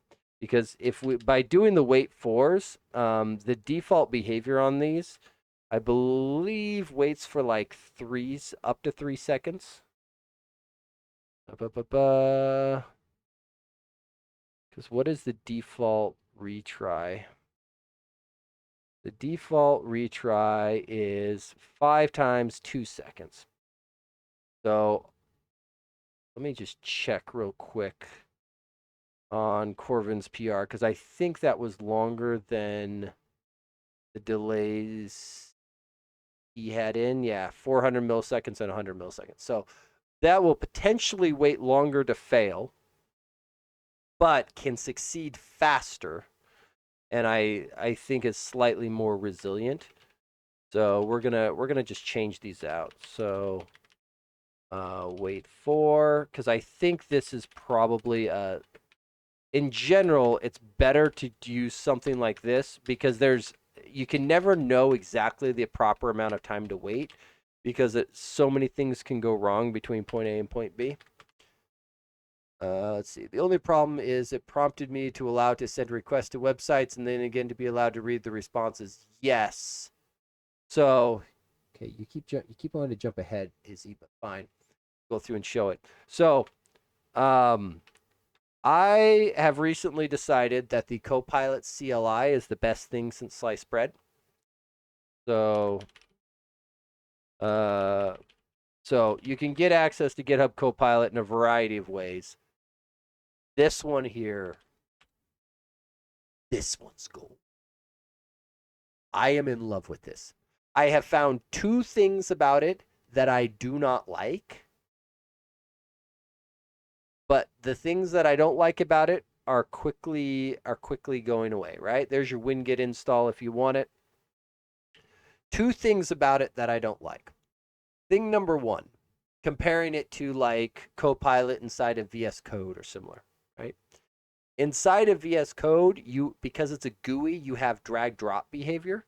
And so I find that to be slightly easier to get context into my prompt because you can go through and do it. Come back to that. There's a cheap trick with this here in a moment. The other one about this that I've been bumping into is where it stores its MCP server configuration. This annoys me. It doesn't. It wants to store it at the user profile level, and that bothers me a great deal. I want it to read out of the repository. That's it. Like this is one of my pet peeves right now because like VS Code and Visual Studio, they fought with each other on where the MCP.json, the config for the MCP servers lived, and every AI tool has basically come up with something nearly identical for their config, and they've all put it in a different folder, and a handful of them have gone, ooh, I know what we're going to do. We're going to read those configs from other tools to help bring people in. But yet the Copilot have not figured out how to do that themselves, and it's frustrating me. This problem is being worked on, and there is solutions coming. I can tell that much. So, with that said, still think it's the best thing since sliced bread. The other thing that it can do, can you see diffs inside of VS Code Visual Studio if using CLI? Yes, but it's actually cooler than that. Okay, so we're gonna because Izzy is so eager to do this. Let me just do this last bit, and then we're gonna jump over, and I wanna show some of the stuff off because there is some absolutely insane stuff you can do. Oh, I put it in the wrong place. This goes here, and this is text box 1. Go here, and then that goes there, right? So we get rid of the delays, and so now the test is very clean, right? Wait for that, wait. So start with 1, do the tabby thing, wait for 2, do the tabby thing again, wait for 1, mark success, everyone's happy. Run the test. It's okay, I will just wait impatiently. Hey, Society Dog, great to see you. Great to see you. Hang on. See how this goes. I will warn people, I have been sick for like the last 5 days. Yesterday I was not hacking up a storm, but I still needed, cough drops to survive. Today I have gone completely med free. I've got dew, so I'm happier. So that part is good. But if I end up having to call it early, it's because even though I'm feeling better, my energy levels have not fully recovered. But, oh boy, the Mountain Dew tastes good after not drinking it for a while. Like, this may shock people, but when I get sick, I do not just continuously drink Mountain Dew. I switch and I drink this stuff called water. It's actually in Mountain Dew. And sometimes I put little things like electrolytes or airborne in the water, and I drink that. Download more RAM. I mean energy. Yeah. Thank you, Society Dog. Exactly. Okay, so that passed. Yeah. Green check. Great. Okay, so we're gonna just do this. Switching to the awaits. So I'm gonna push this, and I'm gonna put the approve on it, and then I'm gonna let. Why didn't this one merge? This one should have merged already. Yeah, so we're gonna commit this, push that, and then we will go over. We're gonna come back here. I'm gonna go refresh, and I'm gonna go approve. Because I like the solution, and I like this, and we're gonna put it in the milestone. I'll let Corvins decide when he wants to merge it. I want to see why this thing didn't merge. Because I did not approve it to run. Okay. Let's see. Have you seen Mads Christensen's latest VS extension? I like the CSV tool. Ooh. Which one did he just make? He's been putting so many of them out. Oh. Well, this was 10 days ago. This is cool. I'm gonna pause this. Put it over here. I have not watched that one yet. Um, I do absolutely love those because he always comes like the amount of extensions he puts out is pretty cool. Oh, that's hilarious. I just noticed when you look at the video history on that channel. Here, 1 second. Um, I get a good kick out of this, right? So, like, there's the Mads video. There's me. He's done 10. Yeah, I don't. So one before AI, he was already, I think, leading on the extensions front, like absolute monster when it comes to an extension author. Um, but yeah, no, he is the AI stuff has only given him more power, which is terrifying. Because he's already great at building extensions, and then he just goes and builds more. I think because he's on the Visual Studio team, I think he does it almost to dog food a little bit of to make sure that like their extensibility API is resilient and can handle it. And so I think in those ways, he just loves it and builds them all out, which is awesome, right? Like that's what you want is somebody dog fooding his way in. So it's like, well, clearly their extensibility API can't be garbage because he can do all of that. It's pretty good, pretty good. I will go check that out. One of the ones that I actually just installed that I like a great deal is the solution colors. So I like being able to set up because I've been using workspaces and AI. It's very oftentimes I will have the same project open multiple times in different Visual Studios because I'm in different directories on different branches doing different things. And it's very easy to get them confused. And so being able to color coordinate them. So if people want to see it, where is it? Where is the, no, that's browse. Where's, let's see, font sizer, solution colors. This is the guy here that I've been using. The copy. Do I just have to go view in browser to get the link? So, um, so later we can use his brain for sentient AI, right? I mean, to be fair, the more that he codes, the more stuff gets trained on it, which is great. Yeah, and Scratch file also useful. He mentioned that one to me. I actually talked with him last week at the MVP summit for a little bit, which was kind of cool. I will say that is one of the things about the MVP summit that I like the most is because it's a smaller conference, right? Smaller meaning there was like, I don't know, less than 2,000 MVPs there, right? But that's kind of small-ish, and a lot of them are kind of split off into their various specialties, right? You've got like the Office MVPs, you've got the Azure MVPs, the security MVPs, and then you've got like the developer technology MVPs, right? So everybody kind of rolls in their groups. Like there's a little bit of crossover back and forth, but most of the time people are kind of in their specialties or the sessions. Copilot's kind of screwed that up because it brings people together from all over the place. But it was fun being able to be in a session where there's like only 30 people and like the Visual Studio team there, and you can just sit there and have a discussion and walk up and talk to them afterwards, and it feels very personable in a lot of cases, especially somebody like Mads who like he's genuinely nice to just sit and chat with. So like if you ever see him at a conference, say hi. He's pretty nice.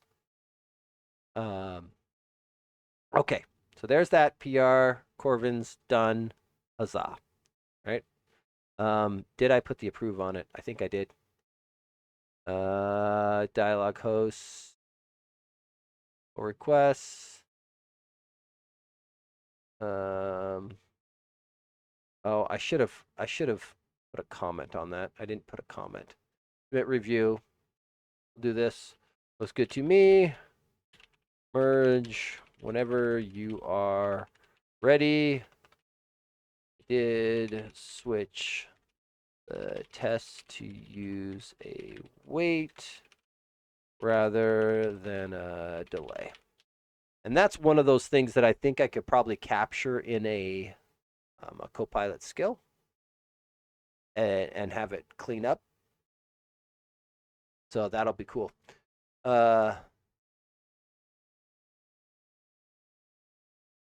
Let's see. I really like that both you, Eric, Mads, and others take time online to answer scripts noobs like me that just fiddle with some code on a hobby plan. That's just awesome. Yeah, no, I think like for a lot of us, we do this because we love it, right? And so it doesn't matter whether you're a hobbyist or it's your full-time job or whatever. It's kind of people just bonding over a shared love of like coding and building stuff. So yeah, no, absolutely. And for people who weren't here at the beginning, I'm going to tease this out again. I did spend a bunch of time last week at the MVP Summit. How do I phrase this nicely? Conning people to coming on my YouTube channel for interviews. So if you've followed like the interviews that I've done with either Mads Christensen or Mads Thorgensen, I've got more coming. I'm recording 2 next week, and I may sit on them because I am going to be gone for some travel the last 2 weeks of this month. So no stream the 16th or the 23rd this month. But I may sit on those interviews that I'm recording and post them those weeks. That way there's something that comes out. Maybe do that. So if you're interested, follow YouTube channel. There's an interviews playlist that I have there that I am planning on adding at least half a dozen more to, because for some reason I kept asking people and they kept saying yes, which surprised me. That people were like, some people I didn't even get to finish my whole pitch and they just interrupted me and like, yes, I'd love to. It's like, okay, great. Thank you. That was easier than I anticipated. I thought I would have to spend a lot more time convincing people, and most people were like, I would love to do that. So I will say this. If you are interested in Aspire or Uno, those are the first two that I'm recording. I'll leave the guest names off for the moment. Just to try to build some anticipation. Okay. Now, Copilot stuff. So the one thing that has consistently bothered me, and I have been bad at this. When I first started on the material design library, the suspense rises. Excellent. Mission accomplished. When I first started in on the material design library, I went through and like I was loving it, and I started using it. And it wasn't like I had a lot of money or anything to donate back, but I was like, you know what? As a developer, what I can do is I can fix bugs, right? And so I started submitting pull requests back to the owner to say, hey, I went through the backlog. This bug looked easy. I fixed it. Here you go. And I did that for a while. And then eventually he was kind of burned out and he's like, hey, you've been doing a lot of good work. Do you want to take over as maintainer? I was like, oh, I didn't anticipate that, but sure, why not? It's been fun. Because I genuinely enjoyed the project and I was like, yeah, I can fix stuff. And at one point in time, I had this desire to get this number down to 0. I don't think it's actually reasonably possible. But I have been playing around with the idea of it feels like there's some agentic workflows that could really help on this. So, on that note, you do too much travel and holidays. I only get 3 hours each week. Believe me, Izzy, the travel this year has been significantly. So I've been at the same company for over 11 years. I think I have traveled more in the first 4 months of this year than I have in any single year in those past 11. So believe me, it's been a lot of travel. It's been a lot, and it keeps coming. It keeps coming. Though I got teased earlier today, there's a potential client in a very warm climate that I would not mind visiting, and I was like, that one I could do. I don't mind warm climates. So we'll see. It's one of those. It's a potential, and I try not to get anything excited. I'm also not even the best person to go and do the training for this client, so it's probably they'd probably send somebody else because there's better options than me. But plus, I need to not travel quite as much. I will say the nice part though is in this case, it's not necessarily. Um, a lot of this travel has been work-based travel, so it's not necessarily vacation. Though I've been doing the work-based travel and then tacking vacation onto it because frankly if somebody's going to pay for me to be there already, I might as well take a few extra days and enjoy it while I'm there. Yeah, your overtime. Yeah, believe me, it has been like I'll say this, I don't mind travel. I am not the type of person who gets energized by it though. My wife loves to travel. Specifically, I should say this. She loves adventure and seeing new places. I don't think she necessarily enjoys the travel portion as much as um, the adventure and the seeing new spots and that kind of thing as you're going. I think that's the part she enjoys the most. Um, so, which is why like this trip in April, she's coming with me as well, just because it was like, yeah, you can go as long as you take me with you. Ah, got it, perfect. So it'll be good. It'll be fun. But it's one of those like I don't mind it, but it definitely like when I get back from it, I can tell when I've been going too much because I feel like even though I'm like, oh, I'm traveling, I'll get to the hotel, I'll have a nice relaxing evening. It, Travel days not in your own bed, I never get the same quality of sleep as when I'm at home. Like I feel like it burns me out slowly. So yeah, my only work travel was a 3-hour drive to our other office to do STEM talks. Yeah, there are days where I definitely consider that not traveling would be better. So I joke with my colleagues that no good deed goes unpunished. Okay, toolbar overflow. So I let Copilot, I turned it loose. And I was like, hey, go look at my backlog. Go take a look at it. Find me 5 issues that look simple enough for you to work on. I don't remember. I probably should have actually like screen recorded this, but I didn't. That would have been smart. I didn't do that. And it went, found some for you. Found this one. Specifically, found this one. Where it went, oh, this looks like an easy thing to go through and fix, right? And then there'd been a little bit of feedback from Corvin's, a little bit of, and I don't understand why these images. Oh, that one's legitimately dead. Where these ones had gone back and forth on the discussion of being able to show this up, and I was like, great, you found the issue, go fix it, right? And it went through and it did not a terrible job, right? So I will say this. So we'll go here. We'll go here. Right. So it went through. It fixed it. Fixed it. Right. It did the fix that it thought it was correct. Right. I haven't actually completely validated this yet. So we'll get back to that in a moment. It did the fix. But then more importantly, it also wrote the test for me. I was like, that's pretty good. That's pretty good.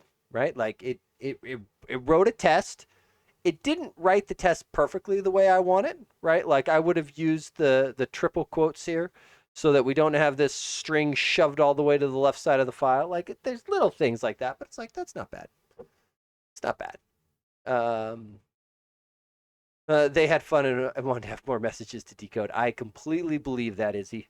100% buy that. So like it didn't do bad, but it did do a toolbar and it did do the thing and it did check the overflow button. Okay, right? Overflow mode always, basically ensuring that that overflow button is always set, right? Great, fine.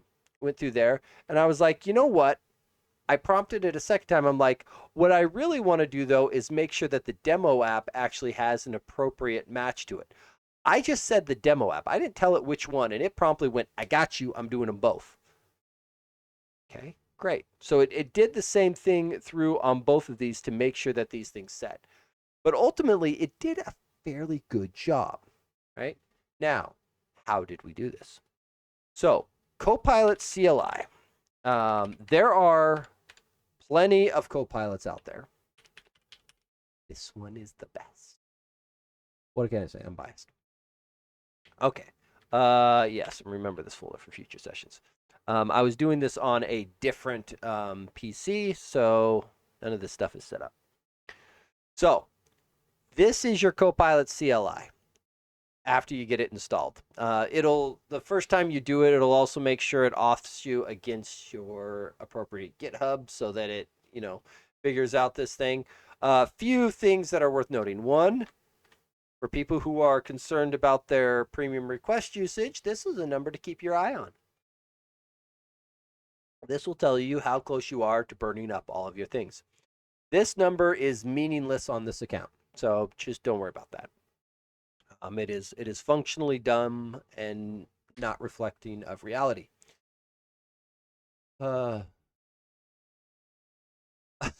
Izzy, why am I not surprised that that's exactly what you did? The other thing to know about the Copilot CLI is this team is running really bloody fast. I think this might be the second update that they've kicked today. They go fast. They do a lot of updates. A lot of updates. They are pushing out fixes very, very quickly. This is the other reason why I like it, is because if you thought the VS Code Copilot ran too fast for you, the CLI runs even faster.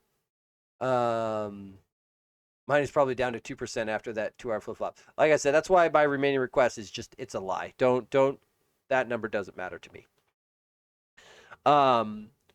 But you can go through and get a lot of the functionality. Again, the one of the things that I do not like is that the MCP stuff, if I do MCP show, you will note the key thing here of where it's loading them from. This is my user profile, not touching my repo. This kind of bothers me. I don't like this, right? I do have WorkIQ installed. You'll note I get my built-in GitHub MCP server. So if your stuff is on GitHub, you're going to get an even nicer experience because, frankly, that's just right out of the box. You're good to go, right? You can use this on other ones. I was using it on a DevOps repo earlier today. But it's one of those, if it's on GitHub, you're going to have a nicer time, right? You'll also note that even though this is a terminal UI, a TUI, which I had never heard this one. Oh, WorkIQ. Okay, I should show WorkIQ. I'm not going to demo it because it's tied to my work-based stuff.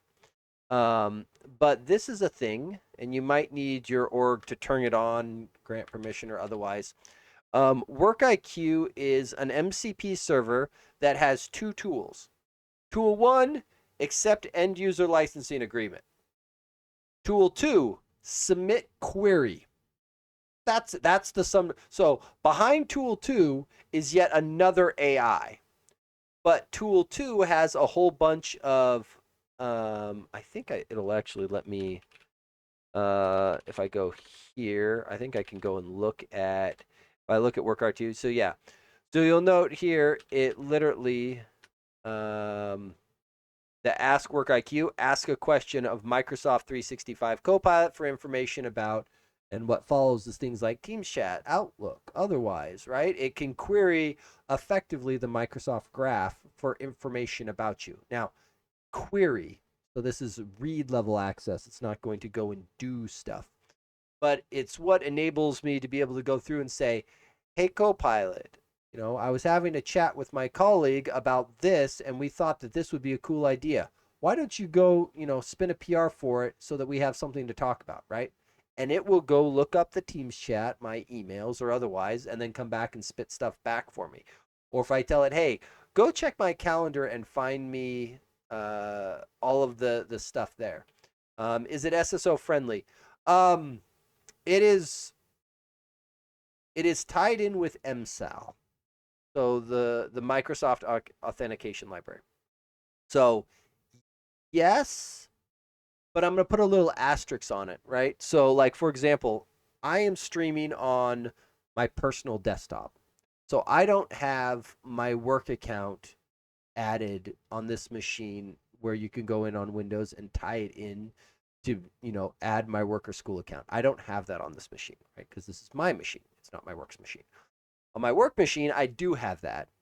And so so yes, you will get single sign-on behavior, only because it flows through the MSAL library. And so as much as other um, apps are able to single sign-on, you'll be fine. I have a feeling my organization would not like it very much. Again, it is absolutely something that has to be turned on at the org level, and people have to be granted access. So, and it is also preview at the moment. So, do with it with a grain of salt. There are things, but again, it's kind of cool because it allows Copilot to basically build a prompt to send to Work IQ that then rips through and spits back whatever information it was asking for. Joining the dots is very undesirable, apparently. For some people, productivity is not a feature; it is a bug.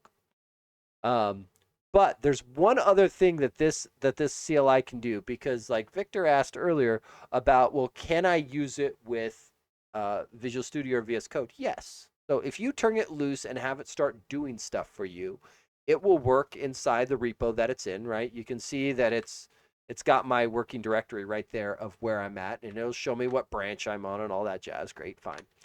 And so it'll go and start doing stuff, or just an accident waiting to happen. So you can certainly have it be there, but I'm gonna double Control C real quick here to jump out, and I wanna go through and I wanna open up VS Code. I will open up VS Code in this directory, and I'm gonna set this here for a moment. And then I'm going to go and relaunch Copilot. And it's going to do something rather exciting. It's going to do something very, very, very, very exciting. So it has the ability. Yeah, I know you're going to keep prompting me. Shut up and let me in. If I go through and look at, right here, you will note Visual Studio Code connected. So it actually will connect up to Visual Studio Code so that you can leverage code to try to get context into the terminal. Right? So you can actually get this nice interaction, and you can use Copilot CLI inside of the terminal, inside of VS Code as well if you wanted. I just like the Windows terminal better. So that's just me. But you could absolutely do this. So it will connect up to Visual Studio Code as a way of being able to bring in more context into it. If we look at Copilot CLI, VS Code, right? If we go here, this guy, this is the guy, right? So anybody who wants the docs, there you go, there, right? So it will automatically connect its startup and bring this in as a way of being able to get more context into your terminal. So some of that stuff where it's like, oh, I really like it in VS Code because I can like highlight, some code and say, hey, I want you to go through and leverage this. Well, guess what? You can still get that over here as well, because it'll connect up and go through. So for example, you will note I've selected getversions.yaml up here, right? And I selected lines 11 through 20, or I guess in this case it's figured out it's 11 through 21 because apparently I've got my cursor on the following line, right? So I've already got the context of what I've been selecting inside of VS Code right inside of my terminal, the same as what I would have if I was using Copilot inside of VS Code, right? The terminal, which is awesome. Now, the last thing that I absolutely love is this little button down here, Shift Tab for switching mode, right? So there is the normal back and forth interaction mode, fine. Shift Tab once, we go to blue, this is plan mode. So this is the, I'll call it TDD of AI development, right? Of I'm going to spend time iterating, going back and forth, coming up with what I want you to do, to get a plan in place. Like this is, don't do the thing, let's iterate and come up with what you're going to do first. Then at the end we can say, I usually use the phrase make it so. because I think that's better. Um, but for the less geeky among you, you can just say do it, right? If you want to be boring, you can. That's your choice. But here we can go through, and then there's also autopilot. This is effectively an alias for YOLO, which is do the stuff. Let me know when you're done. I don't like your comment earlier, Izzy, about it prompted me for can I send these requests? Can I get these things back? Right now, you should be somewhat cautious with autopilot and like YOLO in general, right? Like the allow all YOLO on off show, right? So this is these are the controls that you probably want to be aware of, right? Enable all permissions is effectively, hey, I am comfortable letting you do stuff. Don't prompt me, just make it happen. There are times I have had this run rampant and do stuff bad, right? Like it will sometimes jump out of the directory that it is in. It will especially when I have it running like Azure CLI commands, it will occasionally get very confused because the Azure identities are slashes. It'll mix and match stuff, and the slashes end up it's now writing it's just the root directory and all kinds of stuff, right? But if you are running this CLI in, say, a containerized environment or otherwise, where it's like, yeah, the risk of what you're going to do is very low, or I'm not that concerned about what could potentially happen here, the enable all permissions basically lets it go, right? So when people who are really excited about like the coding agent out on GitHub, effectively that coding agent, what it's given you is kind of a YOLO mode style thing, but wrapped up in a container that's somewhere else where you aren't as concerned about what it's going to do. Like the coding agent isn't going to accidentally wipe your machine because it's not running on your machine. It's running on somebody else's machine. It's locked in a little box, and we have Git. We can revert all that stuff, right? So when you hit enable all permissions, it will just take off. You can do limited permissions as well to try to dial it down. Um, and get it going. Running in a container sounds cool. Can I access it remotely? Um,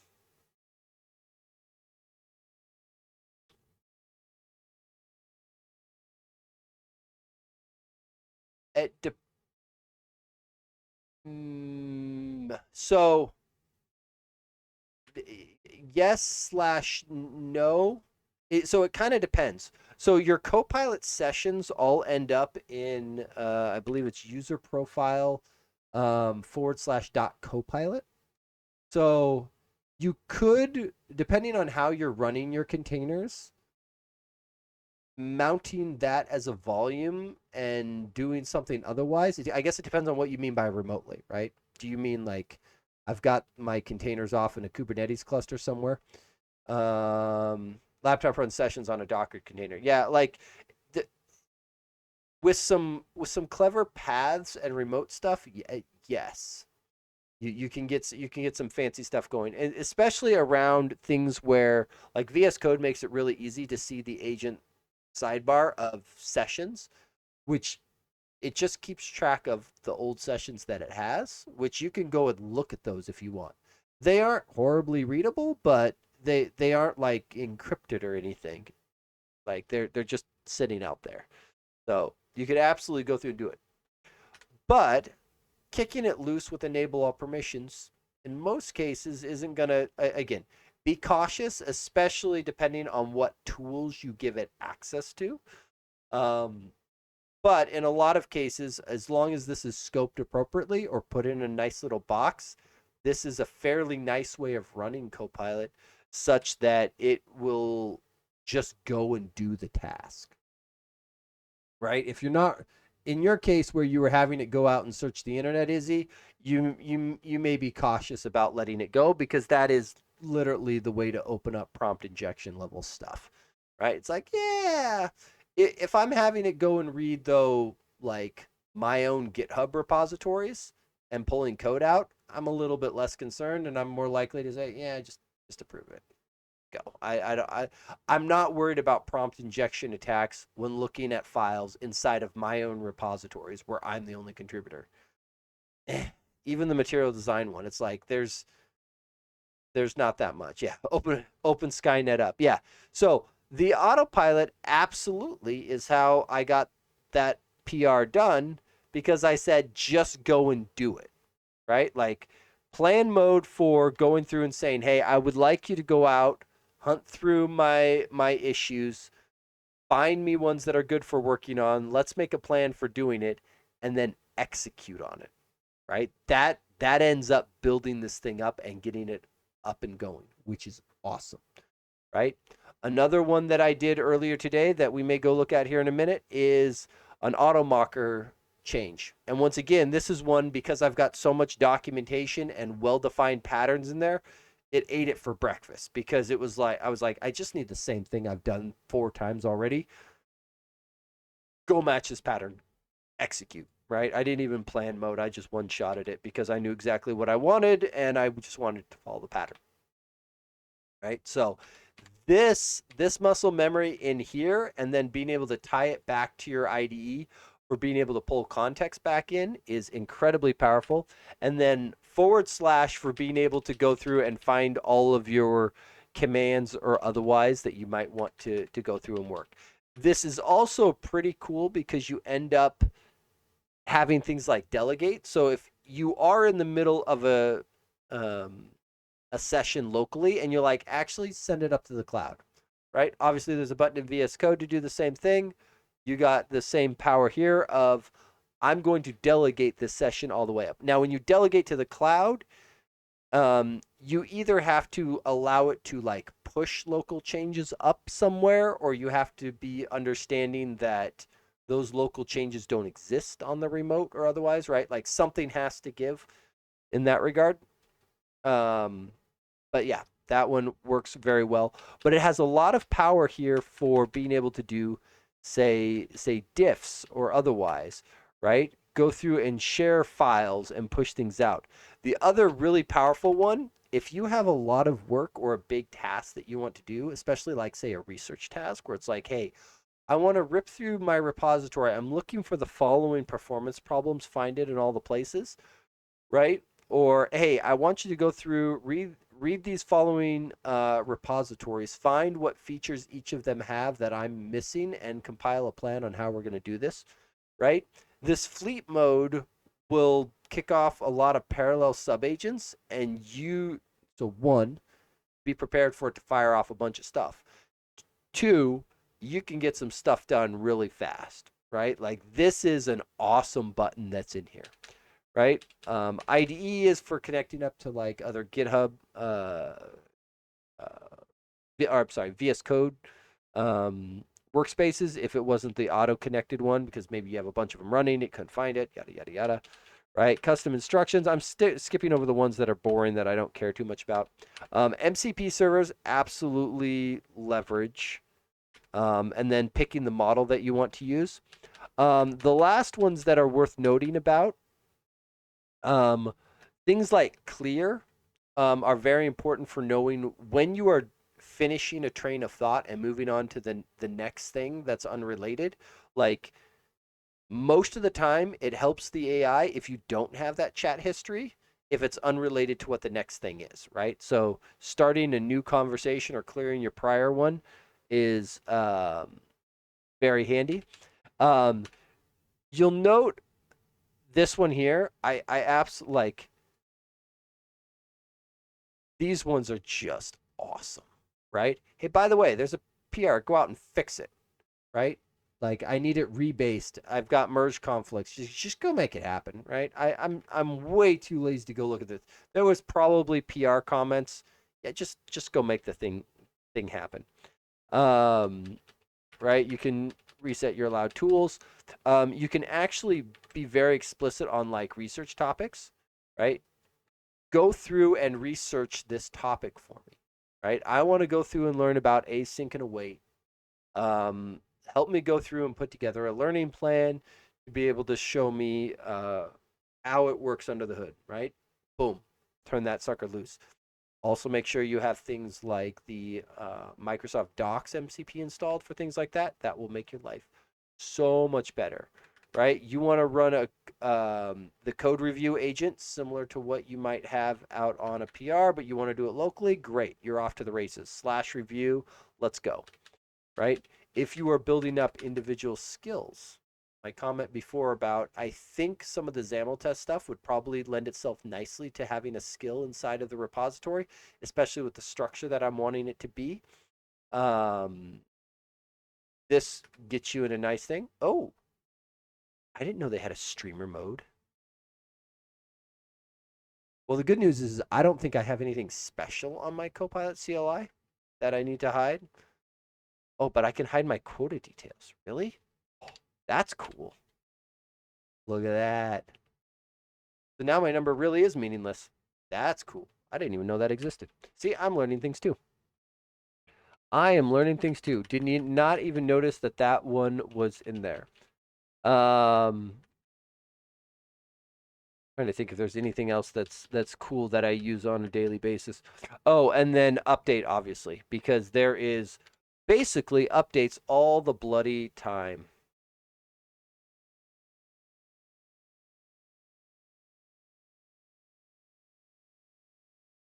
Did it just go and update for me? Or is it pulling it down? Let's see. Whenever there is a topic for EMI, EMC designs for PCB traces and how to improve test results. That feels like something where there is going to be a lot of nice documentation out there for it to leverage. So, possibly. Also, I don't know what has happened. I have been getting a lot of one-word comments on my YouTube videos, and they're all positive, but I feels like there's something. They feel very ungenuine, and I don't know if I should be concerned or not. Okay, show. Now that we have that, I want to actually see about getting this thing in because I haven't actually validated my own PR yet, which is why it is not merged. So let's go back and give this thing the same treatment that I would do to anybody else. See, that one did merge, so we're going to rebase this guy. Great. I've read a lot of stuff, but most of it is contradictory. Oh, that's even better. That is even better. See, I am not an expert in that area, so I don't know that I could help. I think that's one of those interesting parts that one of the people I'm hoping to have on record an interview with on my thing, the discussion is going to be kind of teaching and training because I think when you have all of that contradictory information or even just AI hallucinations in general, like a senior engineer can look at a bad set of changes from the AI and go, that's clearly wrong. No, don't do that. Like I was working on a bug earlier today, just for an example, right? There was so we have alerts set up in application insights that notify us of exceptions that occur in our app, right? And I am very motivated to remove the exceptions because my phone buzzes every time one of those alerts goes off, and I don't like my phone buzzing at me. So it's self enforcing that I will go and look at those and make them go away because if I get lots of buzzes, I get annoyed. Um, and so there was one such bug, and I started looking at it, and because I had been gone last week and then I was sick, one of my other team members had actually picked up the bug initially and had started looking at it, and they put in a fix and they deployed the fix to prod, but the bug report kept showing up, and it was the same stack trace, and it was very weird. They're like, I thought we fixed this. I don't see how this is occurring. And I turned Copilot loose on it, and I'm like, well, I had an alert come in this morning. I can see the commit that's pushed out in prod. Let's go ahead and iterate on that and try to come up with it. And I told Copilot to fix it at first. Copilot looked at the exception, looked at the code, went okay, and promptly implemented a fix. And when I looked at the fix, I stared at it and I'm like, that doesn't do anything, right? Like it made a change. It was around an EF query, and I'm like, but that change doesn't make sense, right? Like it's not gonna change the result of stuff coming back. But I only know that because I know something of EF, and I looked at the change and could tell that it was wrong. But it wrote a test and it did all the things, And one of the first things I usually do, because I don't ever trust it to do proper test-driven design, is you want to see a test go red and green, not just one or the other, right? So I will oftentimes comment out the fix, run the test, and make sure it goes red, put the fix back in, run the test again, and make it go green. It's like if I don't see that, I don't care about the rest. Like nothing else really matters. Like I want to see it actually go red. And in this case, the test never went red, right? When are you having Hanselman or Rasinovich on as a guest? I would love to. Um, they are both very big names. Um, Rasinovich, I actually sat through a session that he put on last week, which was great. Like his talks at MVP Summit are always wonderful. And I will say this: I if you go to the Build conference or even watch it online, go to his talk because he usually has like a top of mind or a retrospective type talk that he often does at those, and they are always very good. I one he's he's incredibly smart, um, but um, there was a post that those two put out together. Um, Inselman, uh,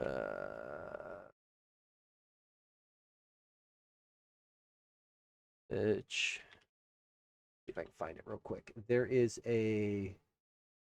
was a white paper they put out um, on AI training stuff, and I am trying to find it. Ba, ba, ba. Is it? I think. Yeah, this is it. This guy here. Um, yeah, I like the Scott and Mark Learn to Code YouTube channel. No, wonderful one. I've watched several episodes. The They're one Hanselman, if I remember correctly, is a former like stand-up comic. So like despite being an engineer, he does have that stage presence persona that he has. Like he is entertaining and presents well. So if nothing else, regardless of what he's talking about, he has that going for him.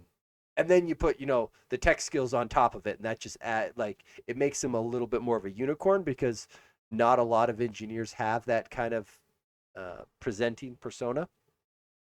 If people haven't seen this blog post from them, but yeah, their Learn to Code one. Um, Mark is like he's incredibly brilliant. Like there's certain people when they talk, you can just hear the intelligence coming out of it, and he's one of those leaders that I kind of am envious of the people that get to work with him because it's very clear that he spends a ridiculous amount of time just learning himself and researching and otherwise, and it is impressive to me how much time he is able to devote learning this tech as deeply as he has, because you listen to his talks on like Azure and otherwise, and he's just going through each of them, and then he dives very deep very quick. Like it's not just like surface level knowledge, he actually knows this stuff very well. Like it is impressive. This is a plan that they put out in terms of how they see as potential training for they call it early in career developers with AI assistants and how to try to train them up.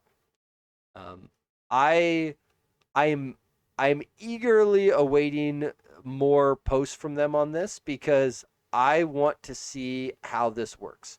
Because I don't see a lot of people talking about solutions for this. I've seen other people mention the problem, but I don't know how many people A are talking about potential solutions or B actually like testing them. So I'm curious to hear what they do with this, right? Like I want to see where this goes and how well it works because I think this is a very big problem right now where senior engineers the job market isn't quite as bad for because people want those senior engineers, but the junior engineers or the earlier in career people or people without a lot of years of experience or knowledge, it's a lot harder for. So we can't just have a massive gap between them. That's not going to work long term. At some point, people like age out and retire, and you got to have a pipeline of people. Like, you don't just replace those. You don't replace senior level knowledge overnight. That takes time. So I I am somewhat concerned that if people keep going the way that it seems that it has been, where people are like, oh, well, I don't need junior engineers anymore. I just have AI. It's like, yeah, but you need someone to drive that. And what happens when you don't have anyone to drive it anymore? Like, short term, that solution probably works. Long term, you shoot yourself in the foot, right? It's like, oh, I'll just hire new senior engineers. It's like, yeah, the problem is those people are going to start to dwindle unless somebody else is solving that problem for you. Like, somebody's got to do something. So it'll be, I'm eagerly awaiting updates on this because I want to hear how this actually goes, because it'll be an interesting thing because Microsoft actually has the capability of doing this, right? The company I work for, because we do consulting and staff augmentation in a lot of cases, we don't like we do project work too, but like we don't always have enough control to do this setup, and so it's not as easy for us. Um,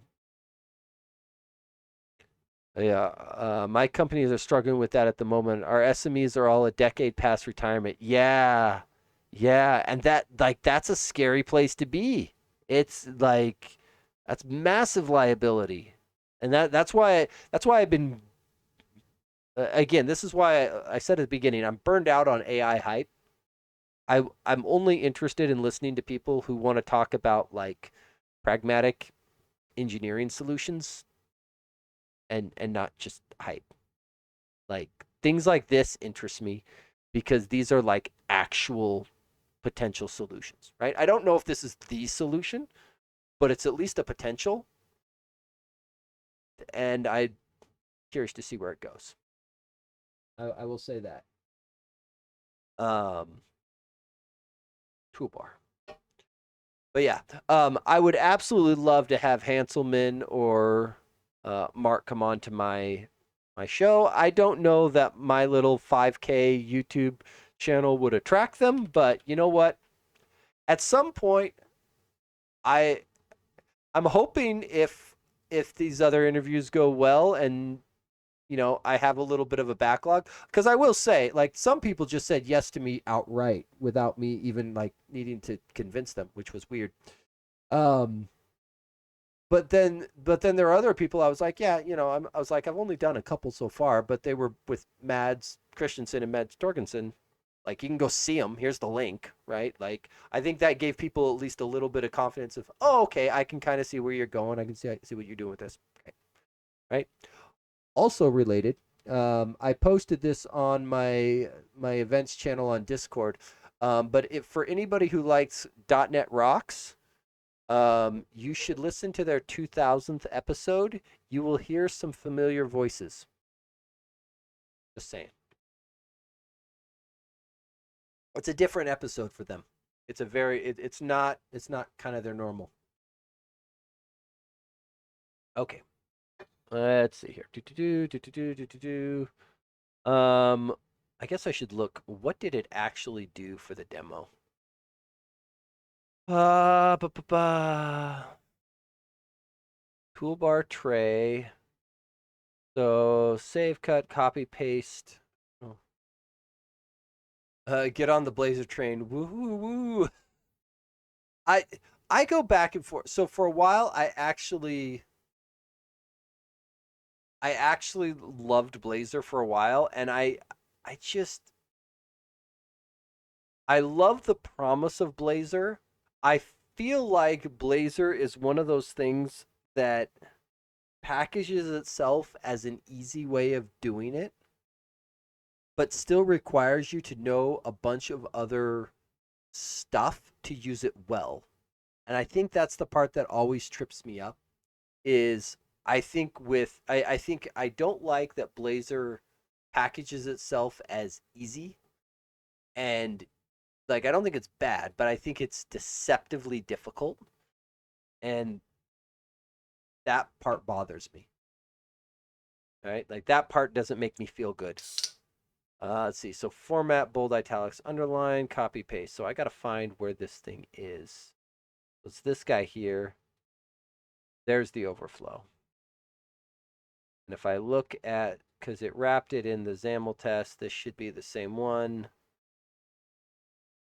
Yeah, overflow mode always. So it puts it in there.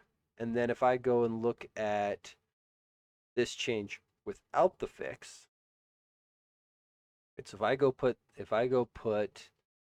the, let me go side by side real quick. So if I go put this guy back, I should see this thing fail on this button style because it was there, there. Guess it doesn't really matter on all those because what's important is that the background color on the button style actually works. What I would like to confirm is that when I do this, I want to change I want to get rid of the background on the toolbar and make sure that this thing still renders properly though. Let's see. Carl Franklin I always find funny with how he tries to explain stuff. Yeah, like I've met both of them before. I'm trying to remember. Was it Carl that I talked to before? May have been Carl. There was a Microsoft PM at one point. We were having a conversation, and they both walked up, and it was, I felt third wheelie, but it was still good. So, ooh, I love the. Okay, so I want to go here and check out the demo. I want to go here, and I want to just validate that when I do the menus and toolbars. Oh, add this to my list of stuff. I don't like the word and. I don't want to break things up. I also have this desire at some point to play around with the demo app. I feel like there are two things that the demo app, like the way the community toolkit does their demo app, it shows a single control with like properties on the right, and so you can toggle them to see all of the variabilities versus just scrolling. Like I think both are good, but I kind of feel like I want like a gallery section where it's kind of like scroll through, see all of the cool things to get an idea of what you can do. And then I feel like I want like an editory section where it's like, here's the control, here's the properties, and like underneath you get the XAML you can copy and paste. I'm always the third wheel unless I'm a fly on the wall. uh Some point, Izzy, I'm gonna be over in your neck of the woods. Some point. I was talking to because my Velopack partner is over in London area. Let's see. Elemento P toolbar. Hey, Copilot, make the demo project like the other one. You joke, but that's actually a thing we can do. Like that's one of those areas where I am very tempted to just turn it loose and see where we land. Right? Um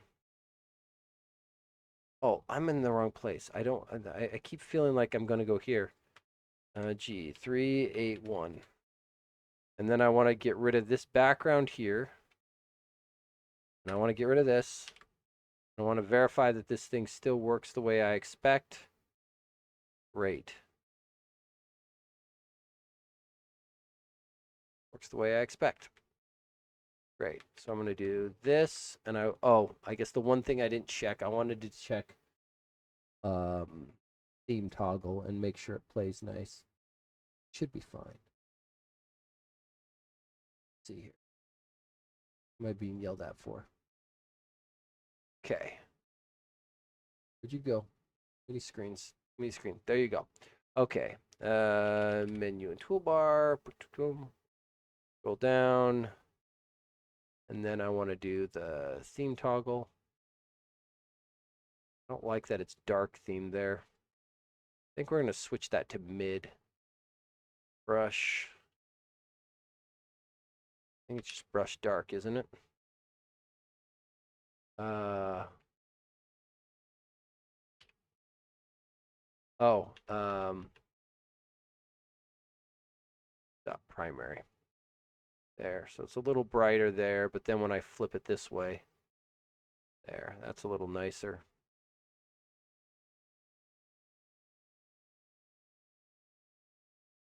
There, that'll be fine, I guess. You never have too many screens, but you can't have too many windows. Okay, touche, you're right. You are absolutely right. I actually lamented that problem when I was traveling because I took 3 extra screens with me while I was traveling. That may have been overkill. It may have been overkill, especially when I realized I got to my hotel and I hadn't ever taken all my travel screens with me. With my work just issued me a new laptop, and I didn't realize that I didn't have enough ports to plug them all in. I went, dang it! I didn't factor that. I didn't actually consider that. I never tried that before. I went, shoot! It has one fewer USB-C port than my old machine. I was like, dang it! I can only plug in 2 screens, not all 3. So I suffered with only 2 additional screens on it. Okay, I like it. Let's do it. Let's ship it. And let's see. Go ahead and do that. And then we're gonna push it, and we're gonna ship it, and we're gonna let this guy go. And then I am going to give Corvins and Nikolai a little bit of time to chime in on when we kick the release, but I am planning on kicking another release. Sorry, Izzy. There was one bug that came through that I'm fairly confident has been solved. Um, it was a bit of a memory leak regression, but the original poster was very excited that I gave him a nightly release to play with. I was like, hey, let me know how it works, and then I got crickets. I was like, dang it. So we're going to enable auto merge. Set the milestone. This goes through and fixes and does the thing and does all of that. Great. Okay. So that's all fixed. One thing that I wanted to fix, and another one so I can pull in an external HDMI source too, is I did notice my contributors here. Oh, maybe I was wrong. I thought, did I edit this?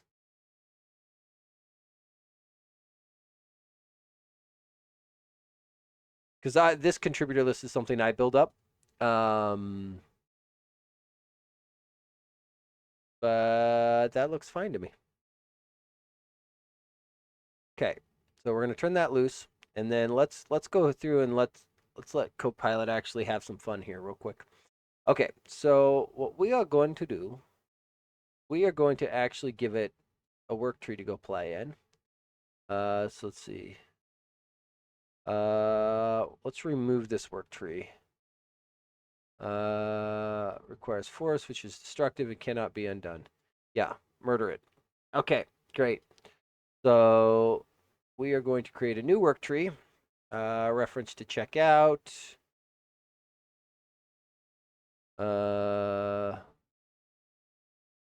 Origin master is probably fine. That'll work.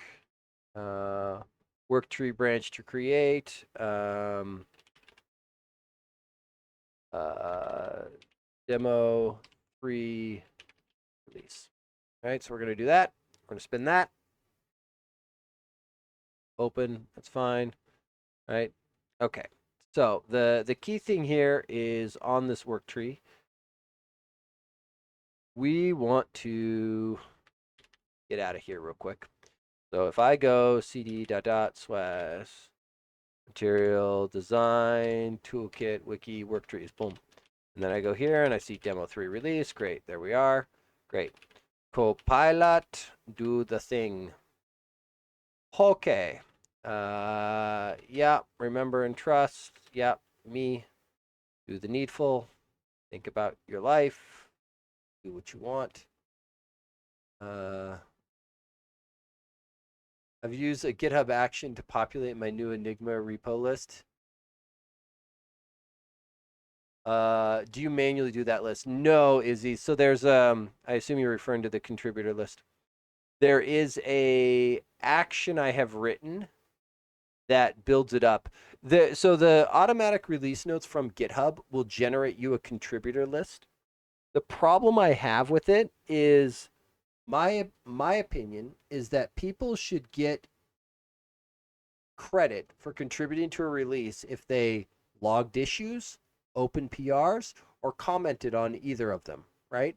Because in all cases, people have oftentimes, like if people are commenting, it's usually because they are either adding more information, reporting back results of their testing, or otherwise. And so my opinion is that counts as contributing towards the release, even if it wasn't direct code based. And the GitHub auto generated contributor list focuses on people who like submitted PRs, which is fine. I just felt like that was incomplete. So I wrote one that uses the GitHub CLI to just pull all of it and build up a distinct list from that. Because it's like, I don't, was it the CLI? It might have been the SDK. I don't remember. But it is a custom action I wrote that basically goes through and does it. It also then does a handful of things like it filters out bots like Copilot and Dependabot. And it also filters me out. Like it is biased against me, which is fine. I don't mind it being biased against me. That works, right? Um, yeah. So remember, okay. YOLO time. Let's see. Right now, we are only adding the main demo app to the release artifacts. I would like to include the demo 3 app as well.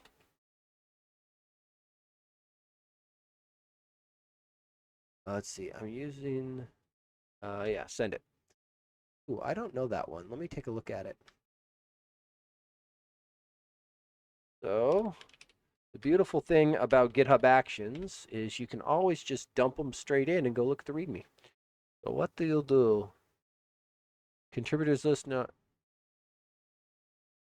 only contributors, collaborators, bots, or any user. Oh, maybe I could scrap it and use this.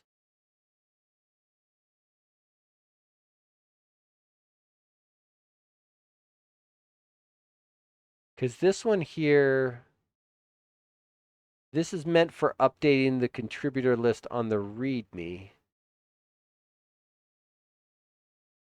I wonder, does it have options to control? Because because I've seen things like this before, right? Where you leave markers in your markdown file and then the action just goes and injects into it. Does it allow me to specify a different output file?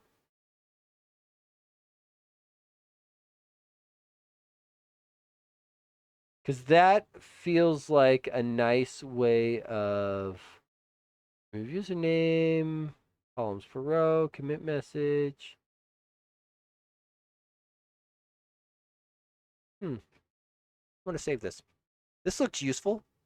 I don't know that it replaces my use case of basically just wanting the list to put into my release notes versus putting it on. But it may be a worthwhile thing of adding it to the repository to show it off on that front. Okay, we're gonna let this guy go think about its life and do its thing. I want to go over to AutoMocker. Okay, so what did we do here? I then do a clone of my files into the wiki. Okay, that makes sense. That makes sense. So earlier today, I got bit because the project I was working on was using the latest AutoMocker release, and there was a no reference exception being thrown because of something inside of ASP.NET Core Identity. And after a little digging around, I figured out that the problem in question, and maybe I should look at the Mocker tests. What did it write for Mocker tests? Generator tests. It did docs. Oh, it didn't actually write. I don't know how I feel about it not putting a test elsewhere. We might have to add it. Is it ran into the problem of it wasn't using the uh, the iMeter factory. So it's one of those. It's a newer ish thing that doesn't exist in older .NETs and requires a NuGet package, but it gets brought in automatically as a derived package for something. I don't remember the exact NuGet hierarchy that we were going through and doing. But I'm actually a little disappointed it didn't write any tests here. But that's not overly shocking. I think I might look here. What did we do on each of these? Options, logging, extraction. N unit, T unit.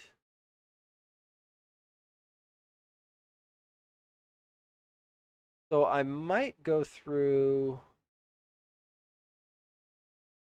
So this is the premise here, right? Is meter factory ended up being the key bit that I needed to validate, because what was it? User manager of T took in an iMeter factory that it handed off. No. User manager of T took in an iService provider that it attempted to use to resolve an iMeter factory that it handed off to some other class that called create meter. But because AutoMocker put itself in as the iService provider, it meant that when it called get service of iMeter factory, it handed back a mock of iMeter factory. And when the call to create occurred on the iMeter factory, it returned null. And that is not valid. The consumer assumed that it would get a non-null from that because of nullable reference types, and then throws a no reference exception and was crashing my tests. Very annoying. Took me a minute to figure out what was going on. I then fixed it with a very single one-liner setup and then realized I want AutoMocker to handle this for me. Why am I having to write this line? So I went through and added in yet one more source generator to handle this particular dependency. And it built it out fairly well. But I think what I would like to do is, yeah, I think I want to do something similar to this. Why does T unit have...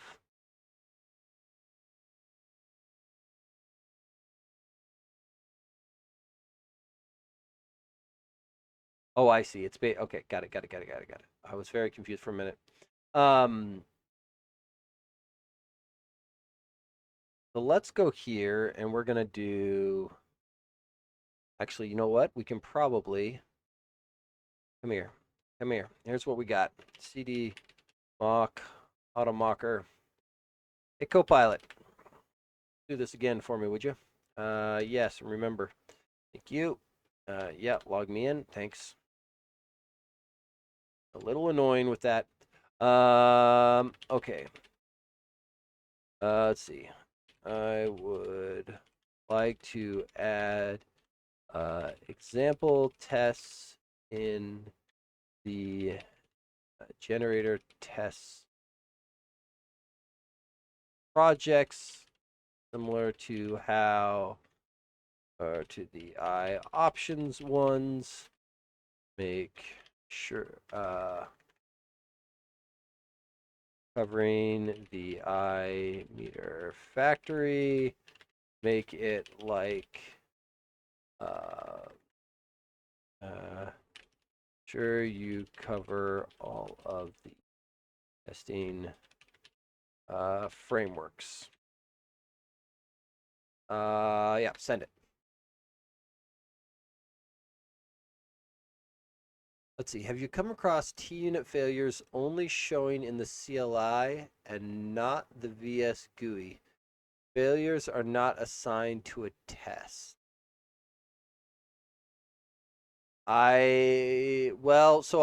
Let me couch this a little bit. No, however, that behavior often I see occurs when something causes um the the test process to crash. For example, like a Stack Overflow. So I'm wondering if you, because your comment there about mock callbacks, there are a handful of exceptions that aren't catchable. Stack Overflow being one of them. If you've got something that's like a recursive loop, that could certainly cause something like that. Um, if you are running it,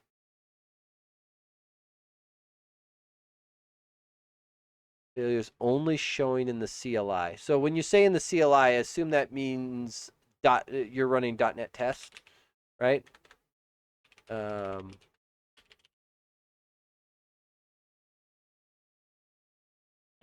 index out of bounds. Interesting that that would be what it is. It's interesting. So TUnit does have a bunch of hooks for lifetime things. So there are like assembly startup and teardown and otherwise. And when those things are run, because they're part of the test harness, they don't get associated to a test. So it would not shock me that those don't get reported properly. Um, uh, unit dev, right? Yeah. Yeah. No, not. Well, I guess I actually want to look at issues. Um, I. It sounds like the error is probably occurring in one of the like the framework hooks. Um,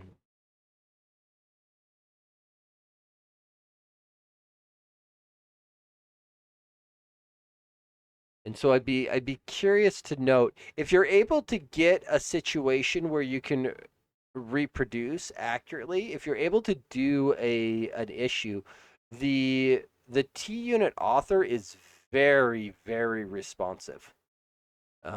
Shockingly responsive and shockingly fast. Um, so it would be interesting to see. Oh, Izzy, I've seen it mostly when running my mutation tests via CLI.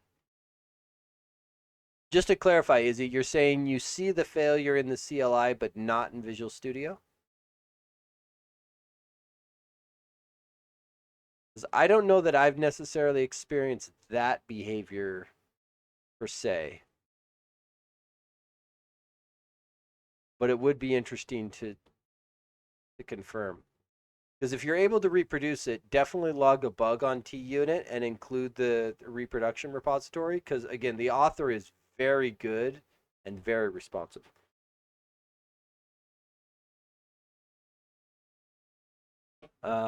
Okay, so what did we do? Go back.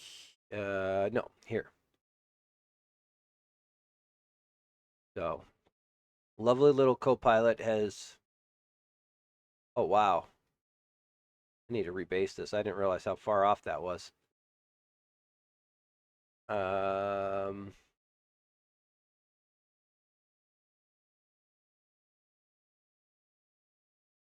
oh boy.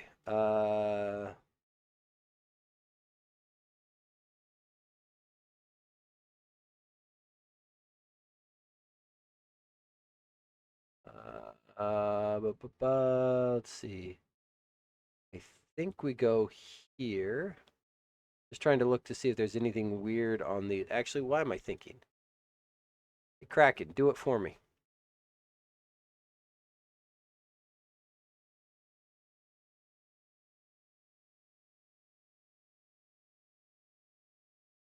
It should be able to go through and grab it and bring it across. I would expect. I don't know that for a fact, but probably. Uh, bu- bu- bu- surprised. I thought I had addressed this. Come on. Okay, so what did you do? So download demo app 3, zip demo app 3.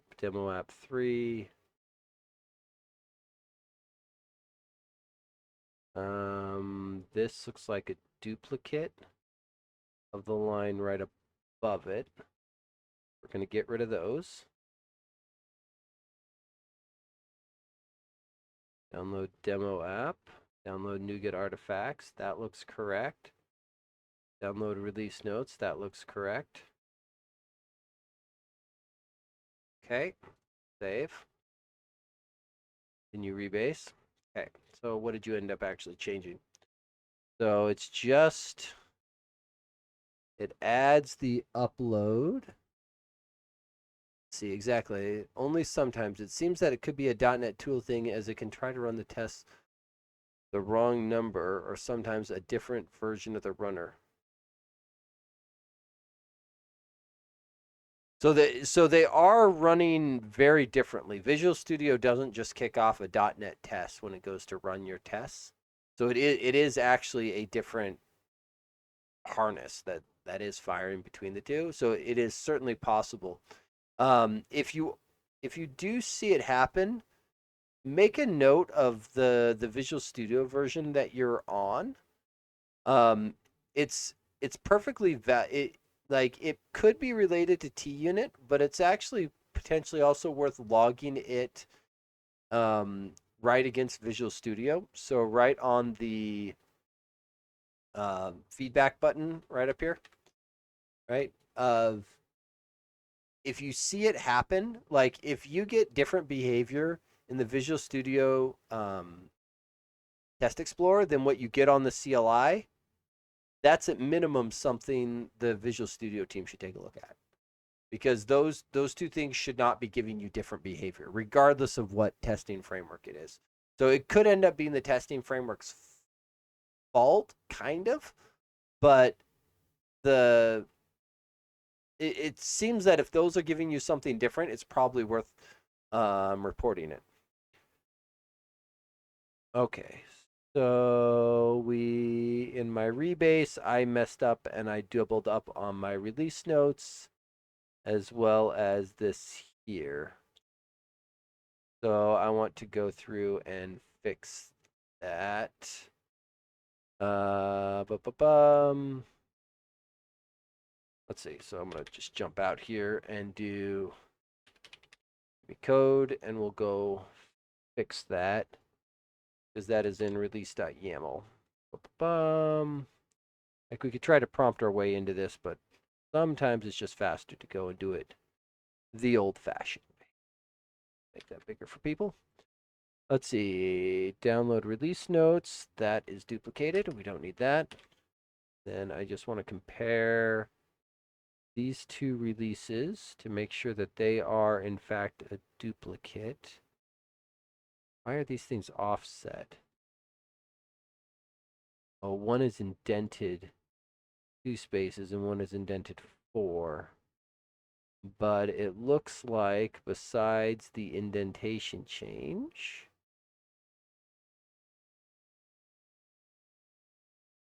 got it. One is, we want the top one because that includes demo 3 as well as demo. Great. Okay, what are you squawking about? Shut up.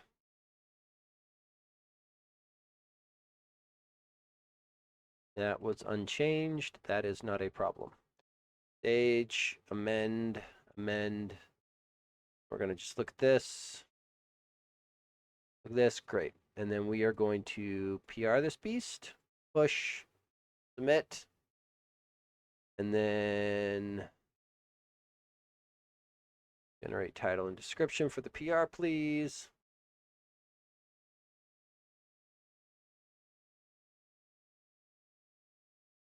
Something that has bothered me for a while, and thank you, Copilot, it is no longer bothering me. And then if we kick a release here soon, I'll be able to validate it. Okay, now back to here. Meter factory, it claims to have generated tests. Great, let's go check its work. Okay, controller with meter factory. That looks like roughly what I would expect. Takes a meter factory dependency, calls create on it, calls create counter. This is the type of call that was failing in my project because it would get back a meter factory that was a mock. There was no setup on this. Create counter, all of these things end up being extension methods because iMeter Factory doesn't actually, it's a very small interface. It just has this, and all of these create counters and otherwise, these are extension methods that ultimately shell out into that. Great, you did that. Test all those. Let's just run all the tests. That looks like what I would expect. I mean, it's going all out on its meter listener and everything.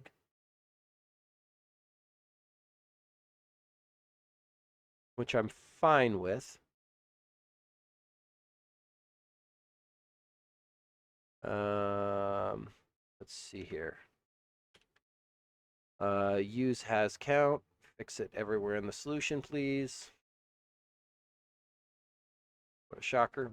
Did it in multiple places. Use expression body of a lambda expression.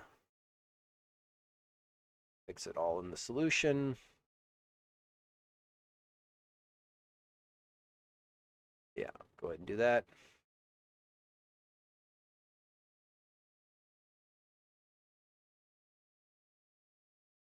Don't use the VS Test Explorer. It can miss out of bounds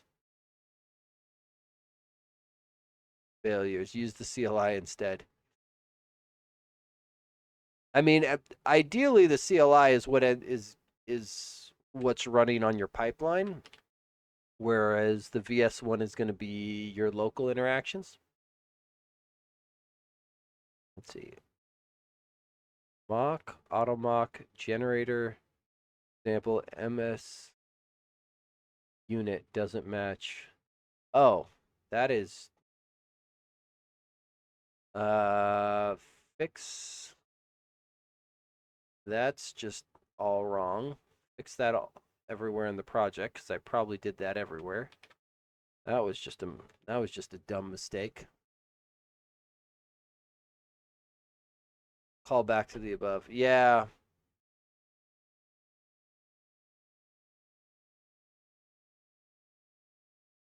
I mean, at least locally, again, because these things are going to end up running on my pipeline anyway. This is mostly for me sanity check before I push it and just expect the pipeline to clean up all my stuff for me. Okay, so that looks like what I would expect. We're just going to briefly run through each of these and see and make sure there's nothing else in here that I need to be watching out for. Clean that around. Ba, ba, ba. Handful of those things. I should really put something in place to format long lines. That way my AI stops doing it. Why did I use this namespace here? I don't know why I did that. Do it in project. Did I do the same thing on all of them? Yeah, I don't know why I didn't make those all match. It feels wrong. Feels bad, man. Feels bad. Okay. Clean that up. Why didn't you show a change? Oh, because you're net new. That's why. Okay. Great. Okay. So we're just going to do this one more time. Make sure there shouldn't be an issue with the refactorings. Those should have all worked. Perfect. The nice part about this project is that all goes nicely. Great, great, great. Looks good. Looks good. Let's see. We go here. We go here. We go write me a commit message, and then we're gonna send it. I love the compile taking longer than the test. Yeah, I will say this. That's one of the nice parts about this AutoMocker library. The test suite is one, very good, and two, very fast. Because there's very little that's fancy about it, like it screams, which I absolutely approve of. Okay, and then this did add in the docs, I believe. Yeah, perfect. So in this case, I'm only targeting system diagnostics, diagnostic source V10 or later. There's technically a V9. I just didn't want to deal with it. So I called it a day. So one of those, how many people are going to be leveraging a new feature on a new library and not revving to net 10 and still stuck on net 9? I just, it's one of those times where I don't feel like doing things the old one. When do you code coverage in your projects? So I generally turn it on for most things. But I use code coverage as a negative metric, right? I'm more focused on what areas of my code don't have code coverage than what areas do. Because so on like all of my .NET templates, I have code coverage on from the point I start. Because most of the time, code coverage, depending on your testing framework and library, is a NuGet package and a switch on the CLI. It's not a terribly difficult thing to go through and add, but I don't actually spend a lot of time enforcing it, right? Because I'm using it for informational purposes. Let's see. Oh, I can't approve my own PR. I can merge it. I just can't approve it. Izzy, have a good one. I'll get 5 minutes to play with Copilot CLI. Excellent. Yes, check it out. Like I said, my opinion is it's absolute gold. Um, but I will. Second, let me grab that real quick. I will show you what I'm talking about though. I just got to be careful real quick because I was given access to a handful of things that I'm not supposed to show. But on like if I think my console one is probably one of the simplest ones to show. So for example, down here, I have code coverage turned on. I actually think this is no, that looks right. This is sorry, I was missing the double hyphen there. But turning on code coverage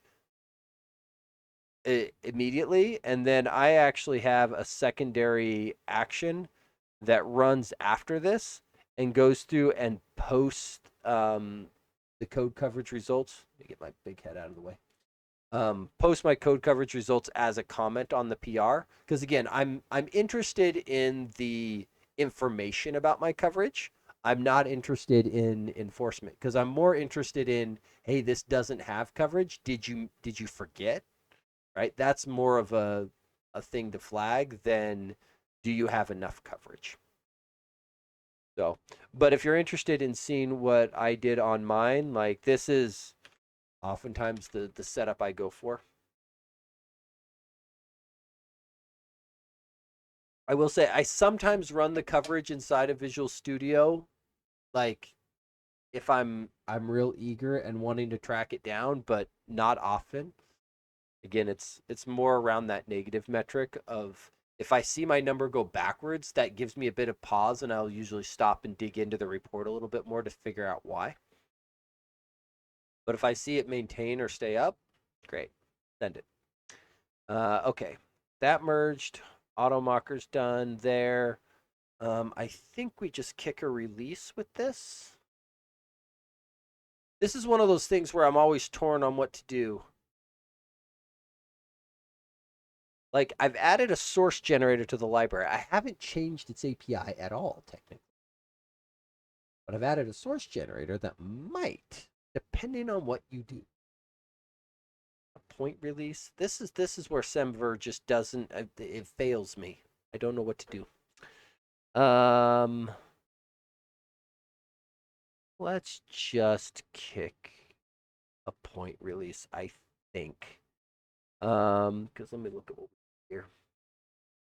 Because this is looking for V and the branch, and then I go through and hunt it. So I think for these ones here, I want to the props that has the base version in it, or is it the AutoMock library that has the base version in it?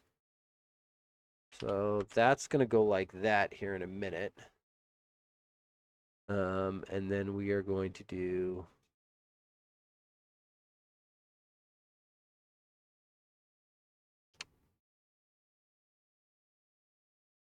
thinking if I wanted to change my workflow on this. Nah, not worth it. Let's see.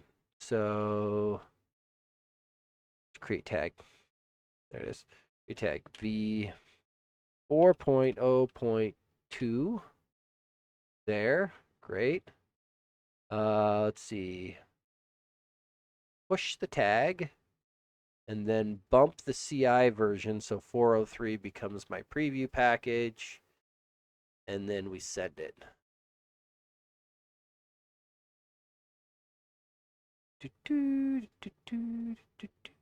That goes, that goes. That sends that. That is done. That is done. And now we have release kicked out and rolled out the door. Yay, releasing. So yeah, so this one should actually send a full release to NuGet and get that up and running, and everyone is happy and going. And then this should bump here in a moment. I just wanted to check and see what my adoption was. Not bad. Why does 401... I had a 40... Oh, I just kicked 402. I was like, I had a 402 tag. It hasn't published yet. So 401... Up 33,000 downloads. That's not bad. That's not bad. We'll get that going. Because, like, some of these... I always like looking at how long a release sits and how many downloads they end up getting. Because the CI builds are nice, but I've been trying to kick something somewhat consistently. I'm trying to get myself into the habit of release early and often, which is why the material design stuff I want to get locking and loading.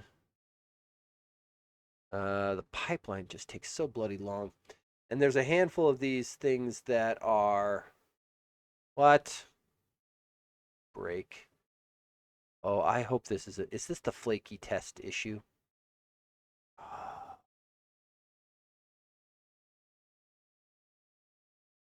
Might be a flaky test issue. Let me collapse that. Go back to here, and I just want to look at the tests.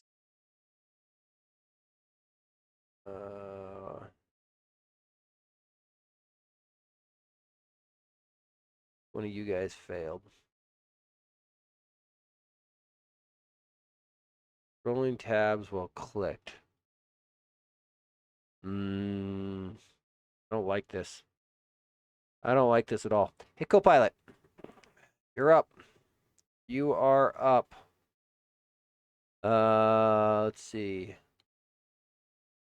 Demo 3 release stuff is fine. I don't really want to do it in this.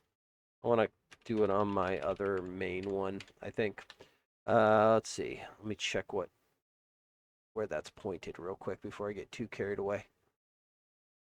Let's go back here. It is on... Well, it's on the one that failed. Okay, great. Copilot. And then do your thing. Yeah. Yeah, I get it. You're unhappy. Okay. The pipeline failed because some of the UI tests are Blakey, please review the logs and see what you can do to make them more resilient. Yeah, go do the thing. Go make it. Go do the thing. The one part that scares me about this, and the reason I'm kicking it now, because I think I'm probably about to call it for tonight. This thing's about to go run the UI test suite inside the materials design library, which has the audacity to do things like minimize all windows, which is really obnoxious when you say have OBS up for your stream or otherwise. Having things get minimized and then losing control of your mouse and keyboard is kind of terrifying. But it will go and chug on this. But I may just let it have its fun for the evening and go get some rest myself so that I can actually fully recover. My guess for Copilot fix is task wait 1,000. It's possible, and I do have a branch where I've been playing around with an MCP server for XAML test, just because that was one of the nice parts when I was talking with the Uno guys. We were swapping, I guess, techniques and ideas of how they've been testing. And again, I was very interested hearing people's actual engineering solutions with AI, not just their hype, but how they've been building up and trying to make AI agents able to leverage Uno in a smarter fashion, with some of their MCP servers to give it better context. So, because that's the part of the reason why a lot of agents struggle with like WPF and similar is you have to actually do a little bit of work for like the Copilot coding agent to tell the coding agent, hey, by the way, you need to run on Windows. You can't run on Linux. Like, you're not going to be able to launch the WPF app if you're on Linux. That just doesn't work, right? So, making sure that you can get appropriate context all the way in is absolutely king. Similar to that, Stephen Taub. Let me share that again real quick. I've still got it open. I find it. I close it. Here it is. Stephen Taub's blog post, right? Small novel on the .NET runtime leveraging the coding agent and their results that they've seen, right? Of spending time making sure that you've got the appropriate information to feed into the coding agent significantly improves its effectiveness. All right, so we're slowly playing with that a little bit on the material design library, and some of it comes from the fact that, and again, this is one of the problems with open source library maintainers is somebody has to pay for those Copilot licenses, right?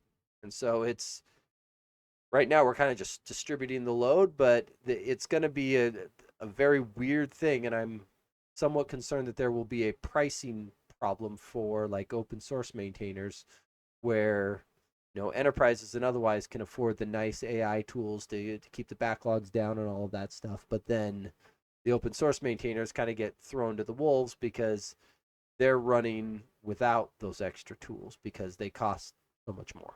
So that's my slight fear that I potentially see happening going forward in the future. But we'll see how that actually plays out. But yeah, it is definitely worthwhile reading through that, looking at their lessons learned.